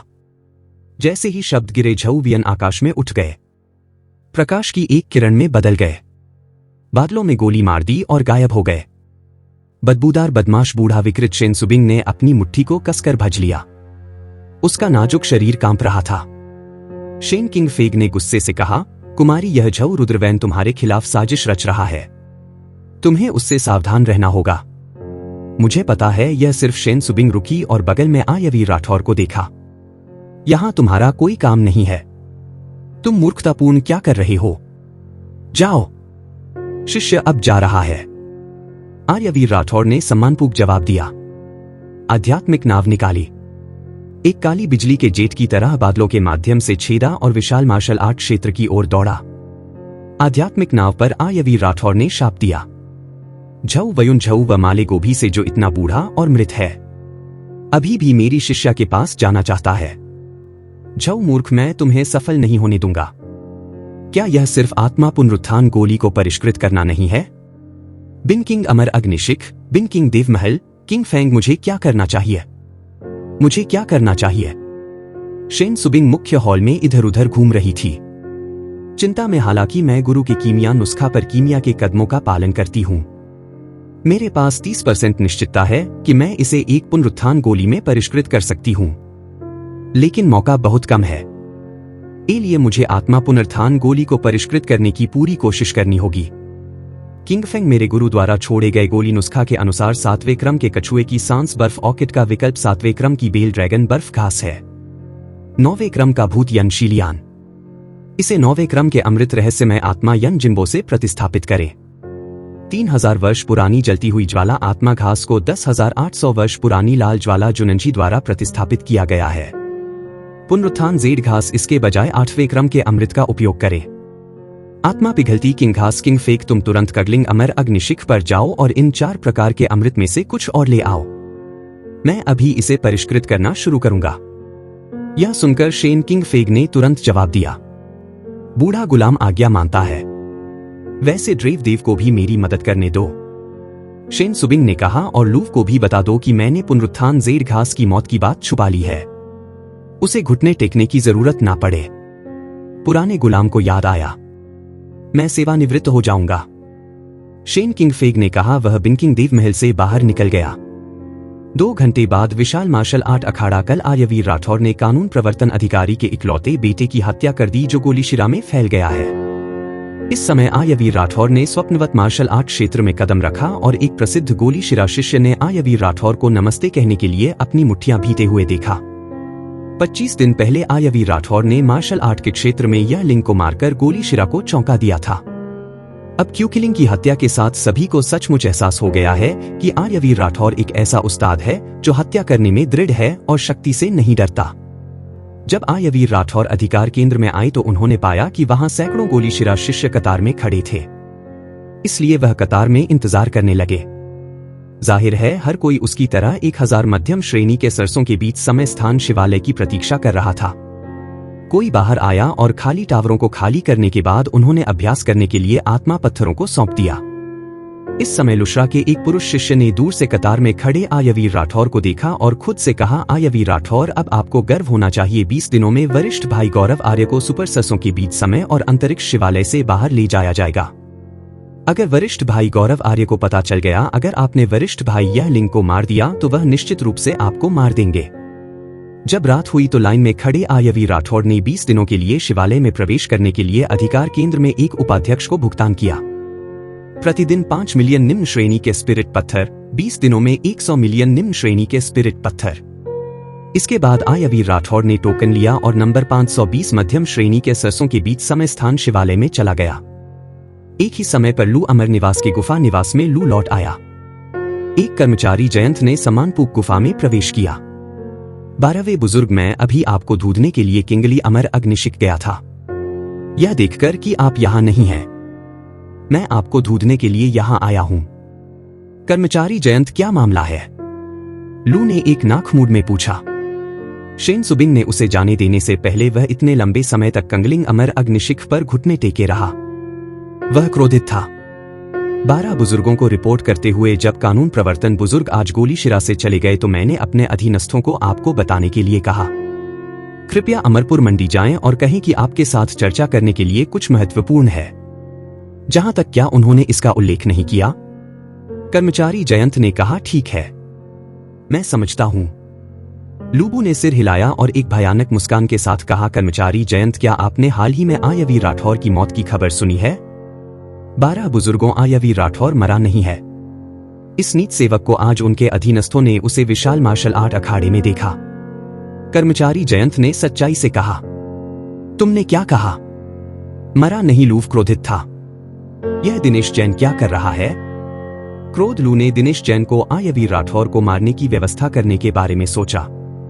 समय को देखते हुए आयवीर राठौर 7 दिन पहले शिवालय से चले गए और वह अब मरा नहीं है। जयंत, जाओ और तुरंत दिनेश जैन को ढूंढो, लूबू ने आदेश दिया। जयंत ने भेज अदाई। 12 बुजुर्गों को रिपोर्ट करते हुए कर्मचारी दिनेश ने 7 दिनों तक किसी और को नहीं देखा है। यह बेकार, अपशिष्ट, लूव ने डांटा और फिर से कहा, मैं क्यों योमिंग से मिलने के लिए अमरपुर मंडी जा रहा हूं? अगर तुम दिनेश जैन को देखते हो तो उसे बताओ कि अगर मैं अमरपुर मंडी से वापस आता हूं तो आयवीर राठौर अभी भी जीवित है, फिर वह मर जाएगा। लू बिल्कुल भी नहीं गया। दिनेश जैन की मौत के बारे में सोच रहा था। उनके विचार में दिनेश जैन आत्मा परिष्करण के पहले स्तर पर था और भ्रूण आत्मा क्षेत्र के 7वें स्तर पर आयवीर राठौर को मारना कोई आश्चर्य की बात नहीं थी। अधीनस्थ आज्ञा मानते हैं, जयंत ने सम्मानपूर्वक जवाब दिया और चला गया। लू गुफा से बाहर निकला, रात के नीचे आध्यात्मिक नाव चलाई और अमरपुर मंडी की ओर बढ़ा। उसी समय शिल्पशिरा के मुख्य बुजुर्ग का देव महल माधवी अमर महल हॉल में आचार्य माधवी ने गुलाबी स्कर्ट पहनी हुई थी जो एक टिड्डी के पंखों जितनी पतली थी, जो उनकी लंबी और आकर्षक आकृति को उभारती थी। केवल उनके सीने की पूर्णता से एक लहर की तरह आप देख सकते हैं कि वह इस पल शांत मूड में नहीं है।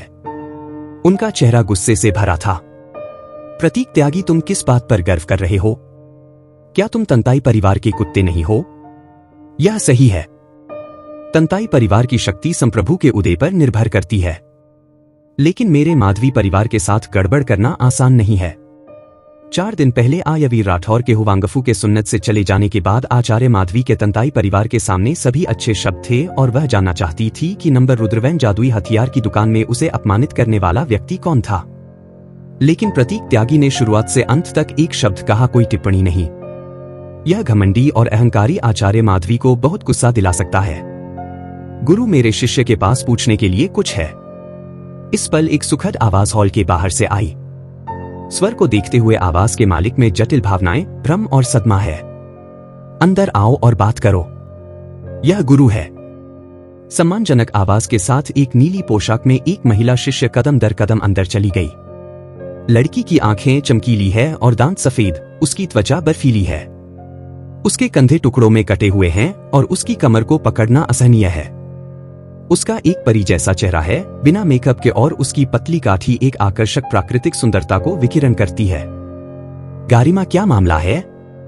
आचार्य माधवी ने पूछा। गिरिमा रस्तोगी ने अपने लाल होंठ सिकोड़ लिए झुकी और कहा, गुरु, जिस शिष्य ने पिछली बार आपके द्वारा परिष्कृत की गई 11 हाथ उड़ने वाली तलवार खरीदी थी वह गायब हो गया है। मुझे बताओ कि वह कौन है। आचार्य माधवी ने उम्मीद से देखा, क्या वह हमारी शिराओं में से कोई है? गुरु, व गारिमा रस्तोगी ने एक गहरी सांस ली। उसे गोली शिरा का एक शिष्य होना चाहिए। गोली शिरा, यह कैसे संभव है? आचार्य माधवी अचानक जेड कुर्सी से उठ गई और गारिमा रस्तोगी को घूरने लगी। शेन सुबिंग के गोली शिरा में महान उस्तादों के शिष्य होंगे। तुम किस बात का मजाक कर रही हो? शेन सुबिंग और 11 बुजुर्ग कलाकृति शोधक भी नहीं है। वे एक उस्ताद कलाकृति शिष्य को कैसे सिखा सकते हैं? गारिमा, क्या तुमने कोई गलती की है? यह सुनकर गारिमा रस्तोगी ने सच्चाई से कहा, गुरु, पिछली बार मेरे शिष्य ने पूरी कलाकृति की तलाश की और उसे ढूंढने में विफल रहने के बाद मेरे शिष्य ने वानभाव लिंगे में छोड़ी गई उसकी आभा को निर्धारित करने के लिए आत्मा सूंघने वाले जानवर को लिया। बाद में इस अवधि के दौरान शिष्य अन्य अष्ट शिराद्वार गया और अंत में पुष्टि की कि उसने गोली शिरा में प्रवेश किया है। लेकिन हमारी शिल्प शिरा हमेशा गोली शिरा के साथ असंगत रही है और शिष्यों के लिए बिना किसी प्राधिकरण के गोली शिरा में प्रवेश करना आसान नहीं है। सुनने के बाद आचार्य माधवी की सुंदर आंखों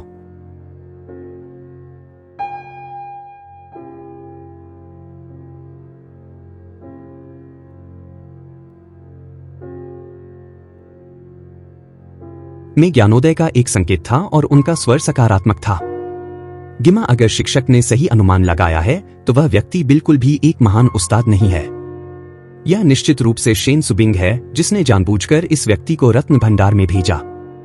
यह चीजें हो गई क्योंकि शेन सुबिंग ने उन 11 उड़ने वाली तलवारों को देखा था जो उस समय उनके शिक्षक के लिए बनाई गई थी। यह निश्चित रूप से वही है, इसलिए वह एक रहस्य बना रही थी। हालांकि शिक्षक को नहीं पता कि उसने ऐसा क्यों किया। शिक्षक कभी विश्वास नहीं करता कि उनकी गोली शिरा महान उस्तादों को उत्पन्न कर सकती है। आचार्य माधवी ने गारिमा रस्तोगी की ओर देखा। ठीक है, इस अवधि के दौरान तुमने इस व्यक्ति की तलाश में बहुत समय बिताया। इसके बाद तुम निम्न स्तर के स्वामी पर हमला करने के लिए मन की शांति के साथ पीछे हट सकती हो। 2 साल से अधिक समय के बाद 3 प्राचीन संप्रदाय की कलाकृतियों को परिष्कृत करने की प्रतियोगिता ने एक शिक्षक के रूप में तुम पर उच्च उम्मीदें लगाई है। यह गुरुजी है। गारिमा रस्तोगी ने उत्तर दिया और पूछा, गुरुजी, छोटी शिष्या चारू, अब शोधन कैसा चल रहा है? यह सुनकर आचार्य माधवी के बर्फीले चेहरे पर आखिरकार एक गंभीर मुस्कान दिखाई दी। चारू प्रतिभाशाली और समझदार है और उसके शिक्षक ने अब उसे अभ्यास करने के लिए समय और स्थान के शिवालय में प्रवेश करने दिया है। मैं बाद में उसे एक शिक्षक के रूप में पढ़ाने जाऊंगी। मेरा मानना है कि जिस दिन वह रीति रिवाजों को छोड़ देगी, उसकी ताकत और उसके परिष्कार कौशल दोनों में ही कई गुना वृद्धि हो जाएगी। भविष्य में वह भी तुम्हारी तरह ही अच्छी होगी। अगले दिन दोपहर में अमरपुर मंडी उपदेशों का हॉल। लू और क्यू योंगमिंग ने एक दूसरे को देखा और अपनी सीटों पर बैठ गए। भाई लू, मेरे इस प्रस्ताव के बारे में आपकी क्या राय है? क्यों योमिंग उत्सुकता से इसका इंतजार कर रहा था। लू ने भारी स्वर में सिर हिलाया। बेशक आर्यवीर राठौर ही वह व्यक्ति है जिसे आप और मैं मारना चाहते हैं और मैं उसे जल्द से जल्द मरने दूंगा। उसके मरने के बाद भी बुजुर्ग क्यू को अपनी बात कहने का अधिकार होगा। यह स्वाभाविक है कि योंगमिंग ने ऊंची आवाज में कहा, आर्यवीर राठौर की मृत्यु के बाद वज्रगुण का निम्न हथियार फेज यान मैं इसे दोनों हाथों से जरूर अर्पित करूंगा। एक और दिन बीत गया और लूलू अमर निवास पर वापस लौट आया। उसने जयंत को भय चढ़ाए अपनी गुफा के बाहर इंतजार करते देखा। बड़े बारा, यह अच्छा नहीं है। जयंत जल्दी से उससे मिलने के लिए बढ़ा। कर्मचारी जयंत, तुम घबरा क्यों रहे हो? लू ने भेचदाई। जयंत ने जल्दी से कहा, जीवन ज्योति देवा मंदिर की राखी करने वाले कर्मचारी फैन से खबर है। कह रहे हैं कि कर्मचारी दिनेश का जीवन दीपक आधे महीने पहले भी अच्छी स्थिति में था, लेकिन जब उन्होंने कल जांच की तो उन्होंने पाया कि कर्मचारी दिनेश का जीवन दीपक बंद था। क्या दिनेश जैन मर गया है? लुबू गंभीर भाव से बोला, अंदर आओ। लुबू चिंतित होकर गुफा में दाखिल हुआ। जैन भी उसके पीछे पीछे गया। गुफा में लूव ने भौहें चढ़ाई। आर्यवीर राठौर ने मेरे प्रत्यक्ष शिष्य यह लिंग को मार डाला, इसलिए मैंने दिनेश जैन को आर्यवीर राठौर को मारने के लिए कहा। आत्मा शोधन क्षेत्र में अपनी प्रथम स्तरीय शक्ति के साथ वह निश्चित रूप से आर्यवीर राठौर के हाथों नहीं मरेगा। तो फिर उसकी मृत्यु कैसे हुई? सुनने के बाद जयंत ने सावधानी से कहा, वरिष्ठ 12 शेन किंगफेग आर्यवीर राठौर के साथ ऐसा व्यवहार करता है जैसे वह उसका अपना हो। क्या शेफेंग को कुछ मिला और उसने कर्मचारी दिनेश को मार डाला? लू ने भेचदाई। अगर यह शेन किंग फेक था जिसने उसे मार डाला तो यह बूढ़ा आदमी निश्चित रूप से मुख्य को बताएगा। अगर मुख्य को पता चला तो वह निश्चित रूप से मुझ पर संदेह करेगा। लेकिन यह सच है, मुख्य ने मुझे कगलिंग अमर अग्निशिक से भी वापस रख दिया। वह लॉकी में कौन सी दवा बेच रही है? मैं वास्तव में इसे समझ नहीं पाता। अपने संदेहों को एक तरफ रखने के बाद लू ने जयंत को घूर कर देखा और आभारी। मैं मूल रूप से चाहता था कि तुम इस बार आयवी राठौर को मार डालो, लेकिन अब ऐसा लगता है कि दिनेश जैन की मौत ने पहले ही सांप को हिला दिया है। जयंत, क्या तुम्हारे पास आयवी राठौर को मारने का कोई अच्छा विचार है? जयंत ने थोड़ी देर के लिए सोचा और कहा, 12 बुजुर्गों आयवी राठौर यह लिंक को मार सकता है जो दिखाता है कि गोली युद्ध सूची पर उसकी ताकत अधिकतम 150 है। हम शिष्यों को कार्रवाई क्यों नहीं करने देते हैं?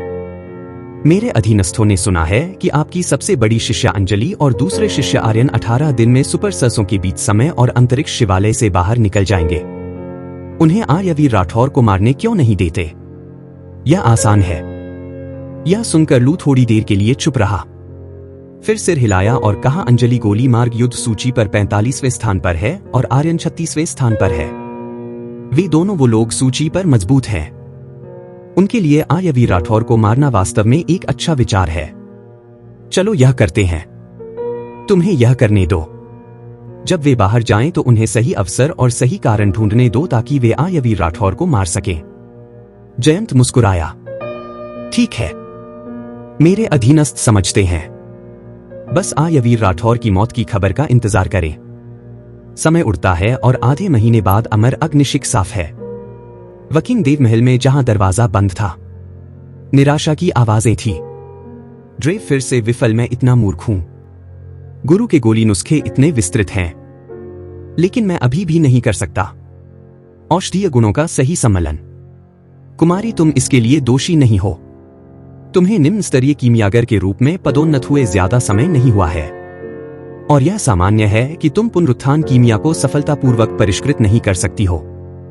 मैं यह सब जानती हूं, लेकिन अगर मैं इसे परिष्कृत नहीं कर सकती हूं तो 4 महीने से अधिक समय के बाद झौ विन, एक बूढ़ा आदमी, निश्चित रूप से मुझे धमकाने और मेरी मासूमियत को बर्बाद करने के लिए अवसर लेगा। कुमारी, यह कैसे किया जा सकता है? ड्रेव, कोई यहां है। तुम पहले गोली भट्टी को दूर रखो। इस पल शिखर पर अमरपुर मंडी की ओर जाने वाली टेलीपोर्टेशन सरनी जला उठी और जब अंतरिक्ष पानी की लहरों जैसा था तो 80 साल का एक बूढ़ा आदमी एक मुस्कान के साथ टेलीपोर्टेशन सरनी से बाहर निकला। यह व्यक्ति कोई और नहीं बल्कि हुआंगफू संप्रदाय का मुख्य नीलामकर्ता और मूल्यांकनकर्ता प्रतीक त्यागी था। क्या शेन लड़की है? प्रतीक त्यागी मुस्कुराया। जाहिर है, अच्छे मूड में हॉल का दरवाजा धीरे धीरे खुला। शेन सुबिंग बाहर आई। विनम्रता से मुस्कुराई। उसकी आंखें भ्रमित थी। बुजुर्ग त्यागी, कि आपको कौन सी हवा यहां लाए? क्यों? अगर आपके पास करने को कुछ नहीं है तो क्या आप आकर घूम नहीं सकते? प्रतीक त्यागी ने अपनी दाढ़ी पर हाथ फेरा और मुस्कुराया। क्या बात कर रहे हो?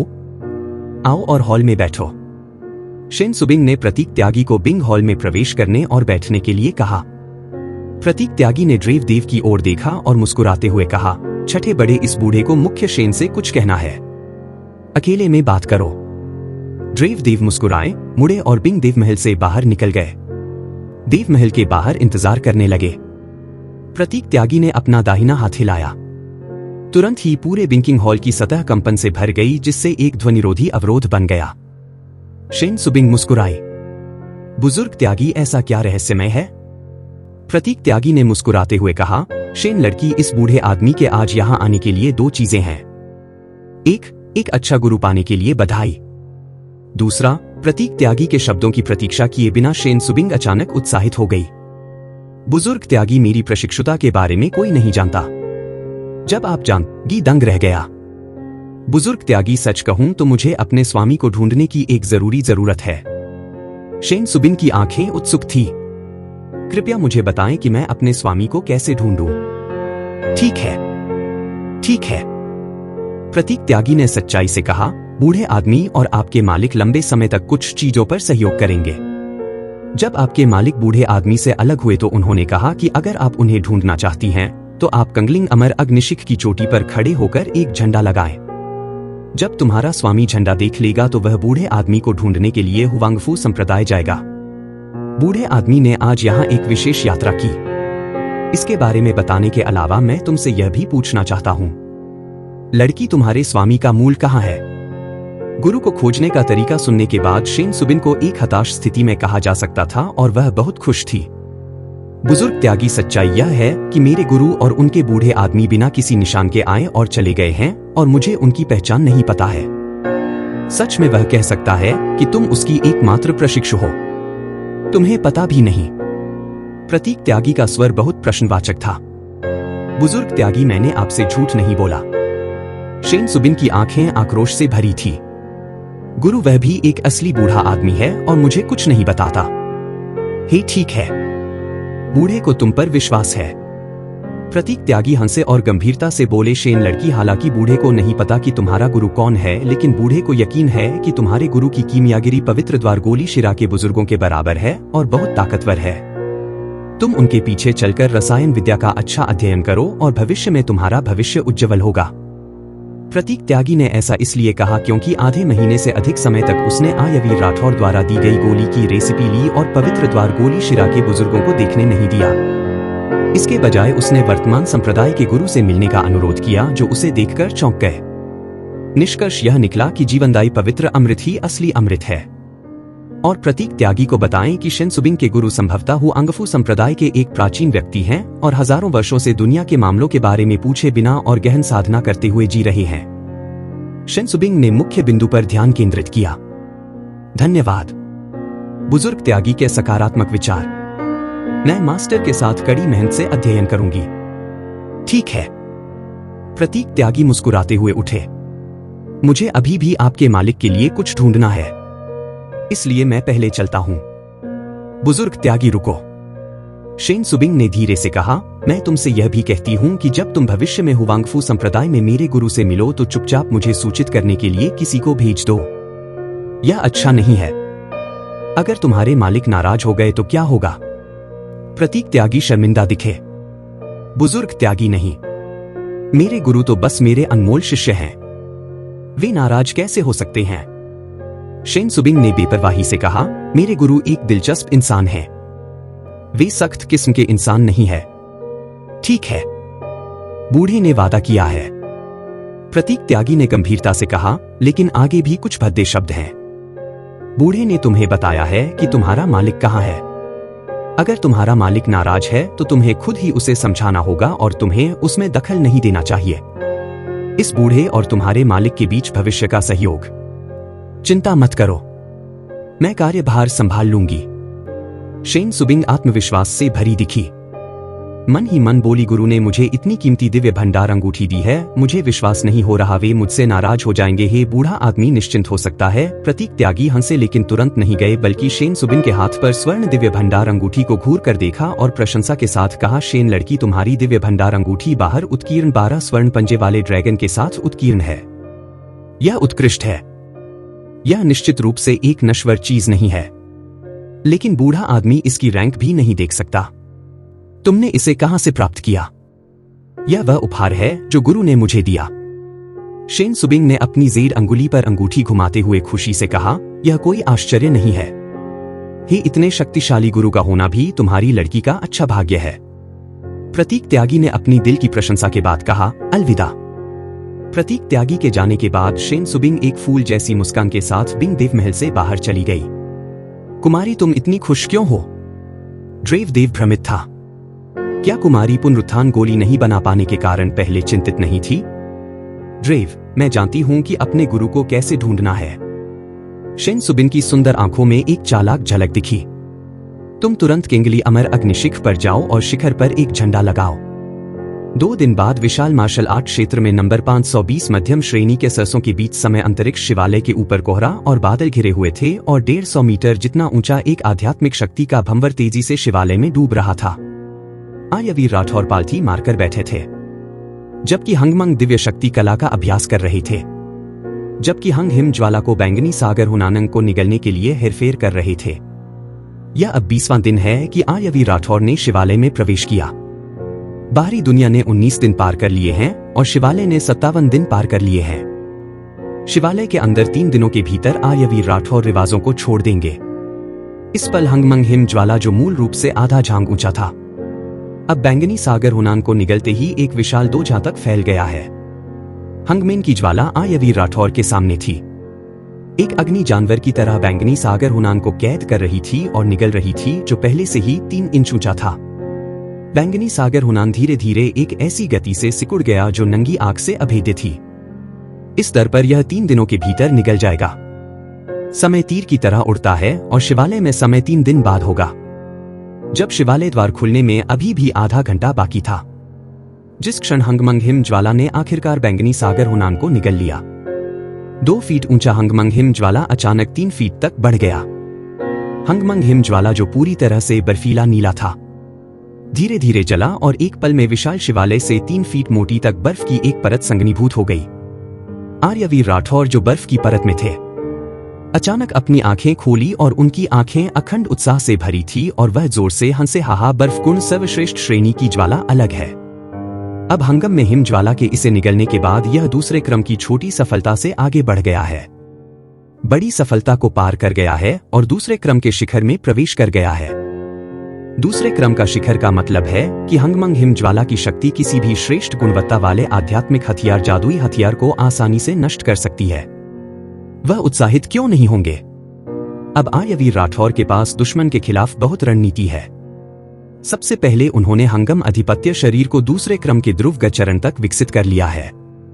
उनके भौतिक शरीर की कठोरता एक उच्च श्रेणी के आध्यात्मिक उपकरण के तुलनीय है और उनके पास अपने नंगे हाथों से एक मध्यम श्रेणी के आध्यात्मिक उपकरण को फाड़ने की शक्ति है। दूसरा, उनकी आत्मा की शक्ति भ्रूण आत्मा क्षेत्र के महान पूर्णता के तुलनीय है। हंगम दिव्य नेत्र की मदद से वह भ्रूण आत्मा क्षेत्र के महान पूर्णता के तहत अजय प्राप्त कर सकते हैं। तीसरा, हंगमे ज्वाला को दूसरे रैंक की उपलब्धि तक पदोन्नत किया गया है। एक पल में श्रेष्ठ गुणवत्ता वाले आध्यात्मिक हथियारों को जलाने की शक्ति रखता है।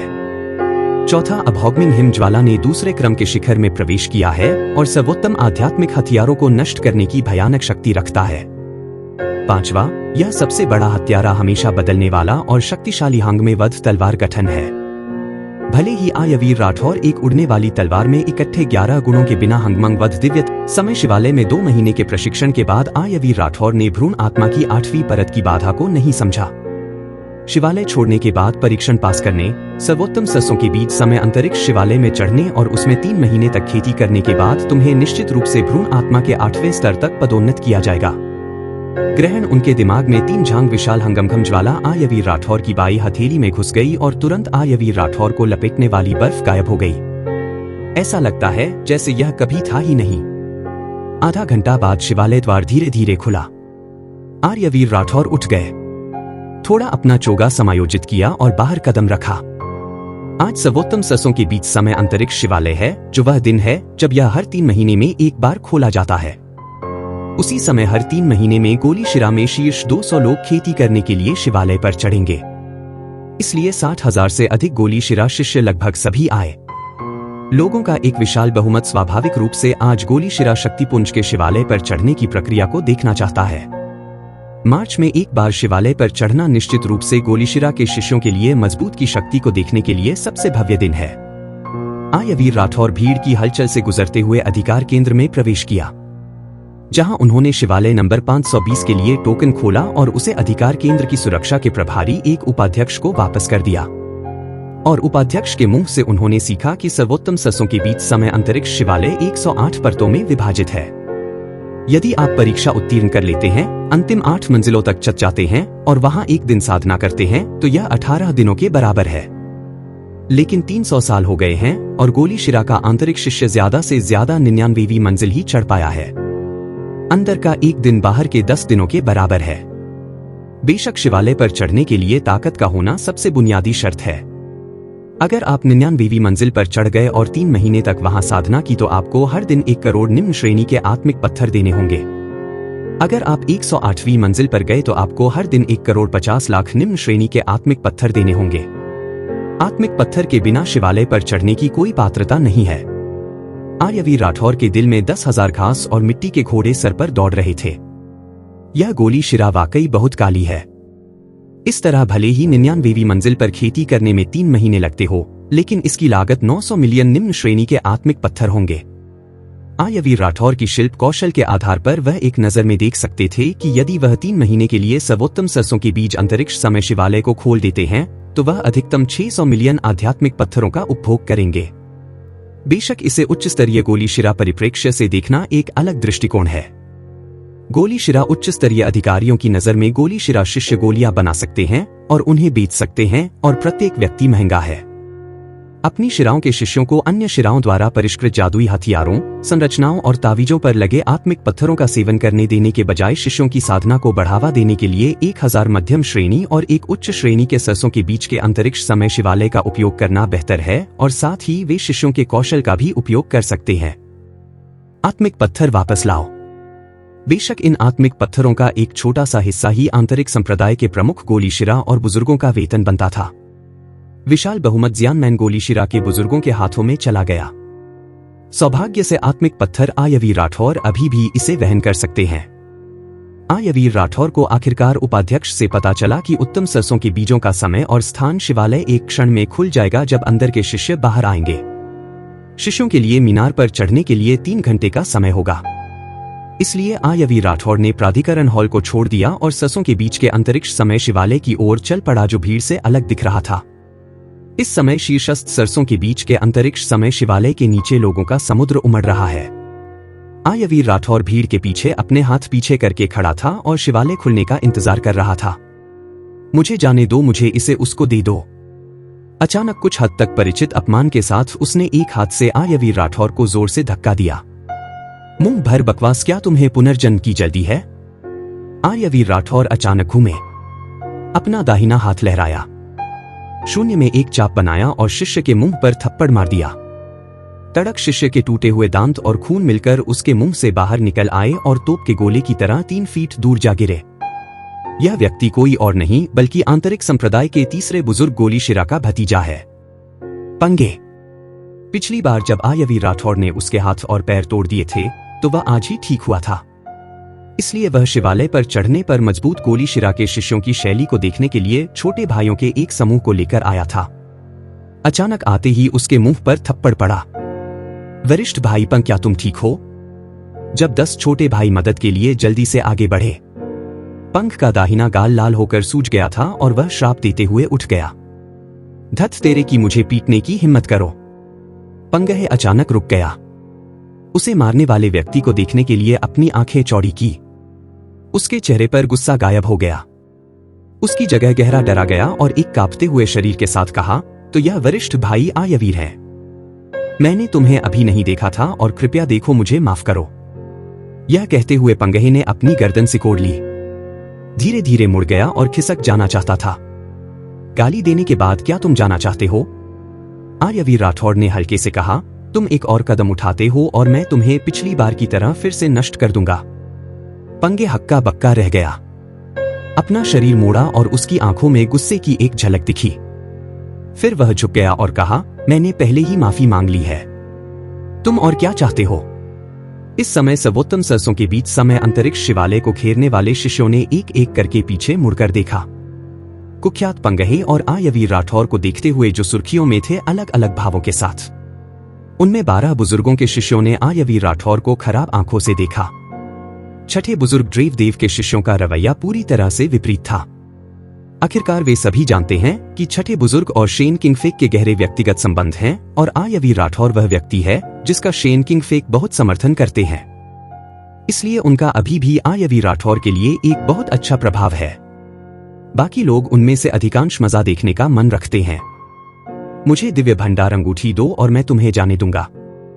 यह अभी हुआ है कि मैंने हाल ही में बहुत सारे आध्यात्मिक पत्थर खर्च किए हैं। आयवीर राठौर का मुंह एक मुस्कान में घुमा। तुम जबरदस्ती कर रहे हो। पंगे गर्जने से खुद को नहीं रोक सका। हथियाने का शब्द पूरा होने से पहले आयवीर राठौर तुरंत गायब हो गए और पंगे के बाएं पैर पर लात मारी। चट हर जगह खून बिखर गया और टूटा हुआ पैर दूर उड़ गया। पंगे हवा में टकराया और 10 फीट दूर उतरा। चिल्लाते हुए अपंगे चिल्लाया, लेकिन उसने फिर से आयवीर राठौर का अपमान करने की हिम्मत नहीं की। वह डरता है, वास्तव में डरता है। जब उसने सोचा कि आयवीर राठौर ने कानून प्रवर्तन बुजुर्ग के इकलौते बेटे को भी मारने की हिम्मत की तो वह काय क्यों नहीं होगा। इस दृश्य को देखकर 10 छोटे भाई, जिन्हें पिछली बार आर्यवीर राठौड़ ने पंगही को सिखाया था, अचानक चौंक गए और पंगही की मदद के लिए आगे बढ़ने की हिम्मत नहीं की। आर्यवीर राठौड़ ने 10 लोगों को घूर कर देखा। जाओ और उसकी दिव्य भंडार अंगूठी उतारो और मुझे दो और फिर उसे लाओ अजू के पास ले जाओ। मुझे इसे दूसरी बार दोहराने पर मजबूर मत करो। 10 लोग लगभग एक ही समय में पंगे के सामने दिखाई दिए और उनमें से एक रो रहा था। वरिष्ठ भाई पंग नायक तत्काल नुकसान से पीड़ित नहीं होंगे। जल्दी करो और उसे दिव्य भंडार अंगूठी दो। इस व्यक्ति ने जल्दी से पंगे की अंगुली से दिव्य भंडार अंगूठी पते हुए आर्यवीर राठौर को सौंप दिया और पंगही के साथ अन्य 9 लोगों के साथ मार्शल आर्ट क्षेत्र से भाग गया। आर्यवीर राठौर ने 10 लोगों की पीठ पर ठंडी नजर डाली, यह सोचते हुए कि 11 लोगों ने पिछली बार उसे अपमानित किया था। अगर कुल नियमों के लिए नहीं तो वह उन्हें पहले ही नष्ट कर चुका होता। जब आर्यवीर राठौर के दिल में हत्यारे इरादों की आग भड़क रही थी, सर्वोत्तम सरसों के बीच समय अंतरिक्ष शिवालय की 99वीं मंजिल पर शिवालय द्वार खुला। फिर 2 सफेद आंकड़े उड़ने वाली तलवारों पर कदम रखे, पतले बादलों और बहते बादलों से गुजरते हुए और एक तेज गति से आर्यवीर राठौर की ओर उड़ गए। चक्कर चक्कर एक आदमी और एक औरत में बदलकर वे आर्यवीर राठौर के सामने दिखाई दिए और दोनों ने अपनी आंखों में गहरे दुख और गुस्से के साथ आर्यवीर राठौर को घूर कर देखा। युवा व्यक्ति सफेद चोगे में पहना हुआ है, एक हट्टा कट्टा कद है और भ्रूण आत्मा क्षेत्र के महान पूर्णता की चमक उत्सर्जित करता है। यह व्यक्ति आर्यन है, लू के 3 प्रत्यक्ष शिष्यों में से एक, मृत लिंग की तरह और एक पवित्र कीमियागर है। उसी समय यह सर्वोत्तम गुणवत्ता वाला समय भ्रूण भी है। महिला का सफेद पोशाक बर्फ जैसा है, उसकी आकृति सुशोभित है, उसकी चेहरे की विशेषताएं उत्कृष्ट है और वह प्यारी है।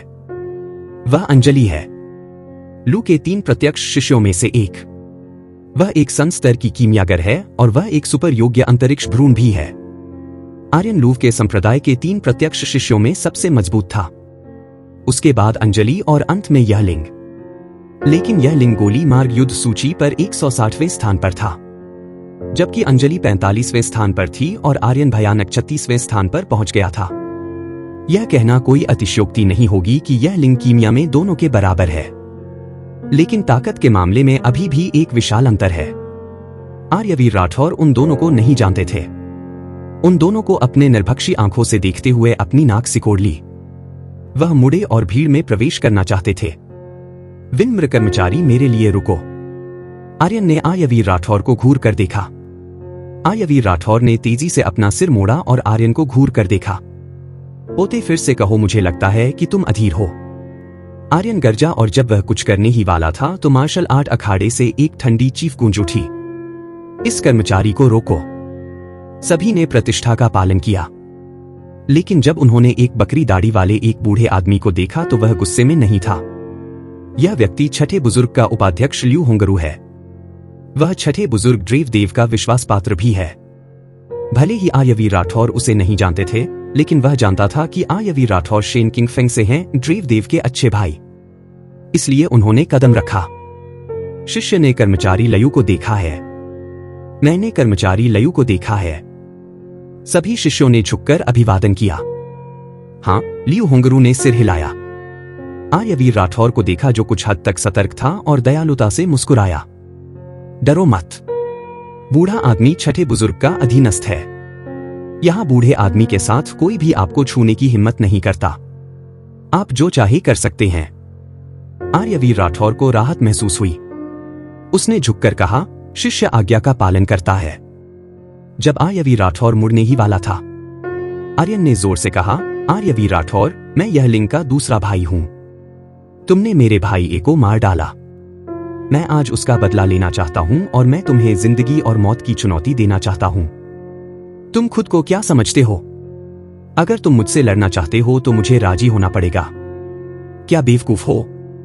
आर्यवीर राठौर ने व्यंग्यात्मक लहजे में अपना सिर घुमाया और भीड़ में घुस गया। हालांकि कुछ कदम चलने से पहले अंजलि की अवमानना और अपमान से भरी आवाज पीछे से आई जो विशेष रूप से कठोर थी। आर्यवीर, तुम कमीने, तुमने मेरे तीसरे कनिष्ठ भाई को मार डाला, लेकिन मेरे दूसरे कनिष्ठ भाई को चुनौती देने की हिम्मत नहीं की। ठीक है, यह लड़की तुम्हें जिंदगी मौत की चुनौती देती है। अगर तुम मर्द हो तो लड़ोगे। बेशक मेरी नजर में अंजलि तुम बिल्कुल भी आदमी नहीं हो और यह स्वाभाविक है कि तुम्हें लड़ना नहीं चाहिए। अंजलि ने सबके सामने जो कहा वह आर्यवीर राठौर का सबसे बड़ा अपमान था। अगर कोई आदमी होता तो वह क्रोधित हो जाता। गुस्सा। आर्यवीर राठौर कोई अपवाद नहीं है। टूट जाओ। आर्यवीर राठौर ने अपनी मुट्ठियां कस ली। उसकी हड्डियां हिल गई। वह रुका और धीरे धीरे, बहुत धीरे धीरे घूमा। जब आर्यवीर राठौर ने मुड़कर अंजलि का सामना किया तो उसके मुट्ठे वाले हाथ पहले से ही फैले हुए थे और उसकी अभिव्यक्ति भयानक रूप से शांत थी, शांतिपूर्वक अपमानजनक। अगर म्यूजिया ने देखा कि इस समय आर्यवीर राठौर कैसा दिख रहा है तो वह जान जाएगी कि आर्यवीर राठौर केवल तभी ऐसा भाव दिखाएगा जब वह बेहद गुस्से में होगा। भीड़ के ध्यान के बीच आर्यवीर राठौर ने अपनी उंगली थोड़ी ऊपर उठाई, अंजलि की ओर इशारा किया और फिर आर्यन की ओर इशारा किया। उसकी आवाज में कोई भावना नहीं थी। मैं आपकी चुनौती स्वीकार करता हूं। एक दुश्मन को मार डालो। दुश्मनों की एक जोड़ी को मारना बेहतर है। आप सभी एक साथ आओ। मैं आर्यवीर राठौर आज तुम्हारे साथ कभी नहीं मरूंगा। आर्यवीर राठौर की आवाज एक ब्लॉकबस्टर की तरह थी जो भीड़ में गूंजती थी, जिससे लोगों के सिर घूम जाते थे। मौन के क्षण की जगह अनुपस्थित, स्तब्ध, उत्तेजित, उलझन भरी चीखें और चीखें आई। क्या मैंने गलत सुना? वरिष्ठ भाई आर्यवीर का आशय वरिष्ठ भाई आर्यन और वरिष्ठ बहन अंजलि से एक ही समय में लड़ना था। आपने सही सुना, यह सब सच है। यह सब सच है। वरिष्ठ भाई आर्यवीर, क्या यह पागलपन है? वरिष्ठ बहन अंजलि कीमिया युद्ध रैंकिंग में 45वें स्थान पर हैं और वरिष्ठ भाई आर्यन 36वें स्थान पर हैं। यह पागलपन है। वरिष्ठ भाई आर्यवीर, यह बहुत पागलपन है। हालांकि पिछली बार यह लिंग को मारने के बाद वह ताकत में 160वें स्थान पर था। वरिष्ठ बहन अंजलि और वरिष्ठ भाई आर्यन के बीच का अंतर बहुत बड़ा है और वह अभी भी 1 से 2 है। आपने कहा क्या सीनियर भाई आर्यवीर बचेंगे? मूर्खचा, तुम क्या सोचते हो? मैं मानता हूं कि वरिष्ठ भाई आर्यवीर बहुत शक्तिशाली हैं, लेकिन वर्तमान स्थिति यह है कि 1 का मुकाबला 2 से है और वो लोग सूची में दोनों ही मजबूत हैं। वरिष्ठ भाई आर्यवीर वो थोड़ा लापरवाह है और अपनी सांस नहीं रोक सकता। भीड़ की शोरगुल भरी आवाज ल्यू हंगरू के कानों में पड़ी। उसका बूढ़ा शरीर कांप उठा और उसने चिंतित होकर कहा, आर्यवीर राठौर, तुम लापरवाह हो। लापरवाह? तुम कैसे सहमत हो सकते हो? तुम में और मौत में क्या अंतर है? नहीं, तुम वादा नहीं कर सकते। जब आर्यवीर राठौर बोलने ही वाले थे तो आर्यन ने ल्यू हंगू की ओर देखा और जोर से कहा, डीकन लू, आर्यवीर राठौर पहले ही लड़ चुके हैं और आप अभी भी इसे यहाँ बाधित कर रहे हैं। आप नियमों का उल्लंघन कर रहे हैं। थिस लय हुंगरू वाज स्पीचलेस। आर्यन ने अंजलि की ओर प्यार से देखा। छोटी अंजलि, वह इस लायक नहीं है कि तुम उसे मारो, मैं बस उससे निपट लूंगा। Well before Anjali could finish her words she was cut off by Aryavir Rathore coldly. ओए दुष्ट, क्षमा करें महोदय, if you didn't hear clearly ई एली टेल यू दिस दुर्भाग्यपूर्ण व्यक्ति again I will accept your challenge at the same time. तुम्हारे बिना दुष्ट मेरे दादा रुद्रवैन मेरे साथ नहीं रहेंगे। जैसे ही यह शब्द निकले अंजलि ने गुस्से से डांटा, ठीक है, तुम नीच कर्मचारी, वादा करो कि मैं तुम्हें थोड़ी देर में मरवा दूंगी। यह सुनकर कि उसके प्रिय को अपमानित किया गया, आर्यन की आंखें लाल हो गई। आर्यवीर राठौर, चलो शुरू करें। मैं तुम्हारे टुकड़े टुकड़े करने जा रहा हूं। इंतजार, लू हुंगरू गहरी आवाज में चिल्लाया और फिर आर्यन और अंजलि की ओर देखा। आप सब कुछ हैं। भविष्य में मेरे गोल शिरा के स्तंभ और आर्यवीर राठौर भी दूसरे व्यक्ति के जीवन और मृत्यु के बारे में है। आपके जीवन और मृत्यु के बीच निर्णायक लड़ाई बहुत महत्वपूर्ण है। यदि आप दोनों को कुछ होता है तो लूव के 3 प्रमुख प्रत्यक्ष शिष्य मर जाएंगे। यदि आर्यवीर राठौर मर जाते हैं तो बाहरी संप्रदाय के बुजुर्ग भी मर जाएंगे और बाहरी संप्रदाय के बुजुर्ग हमारे प्रमुख हैं। इसलिए आप लोग निर्णायक लड़ाई में यह बर नहीं पूछता है, ना ही हस्तक्षेप करने का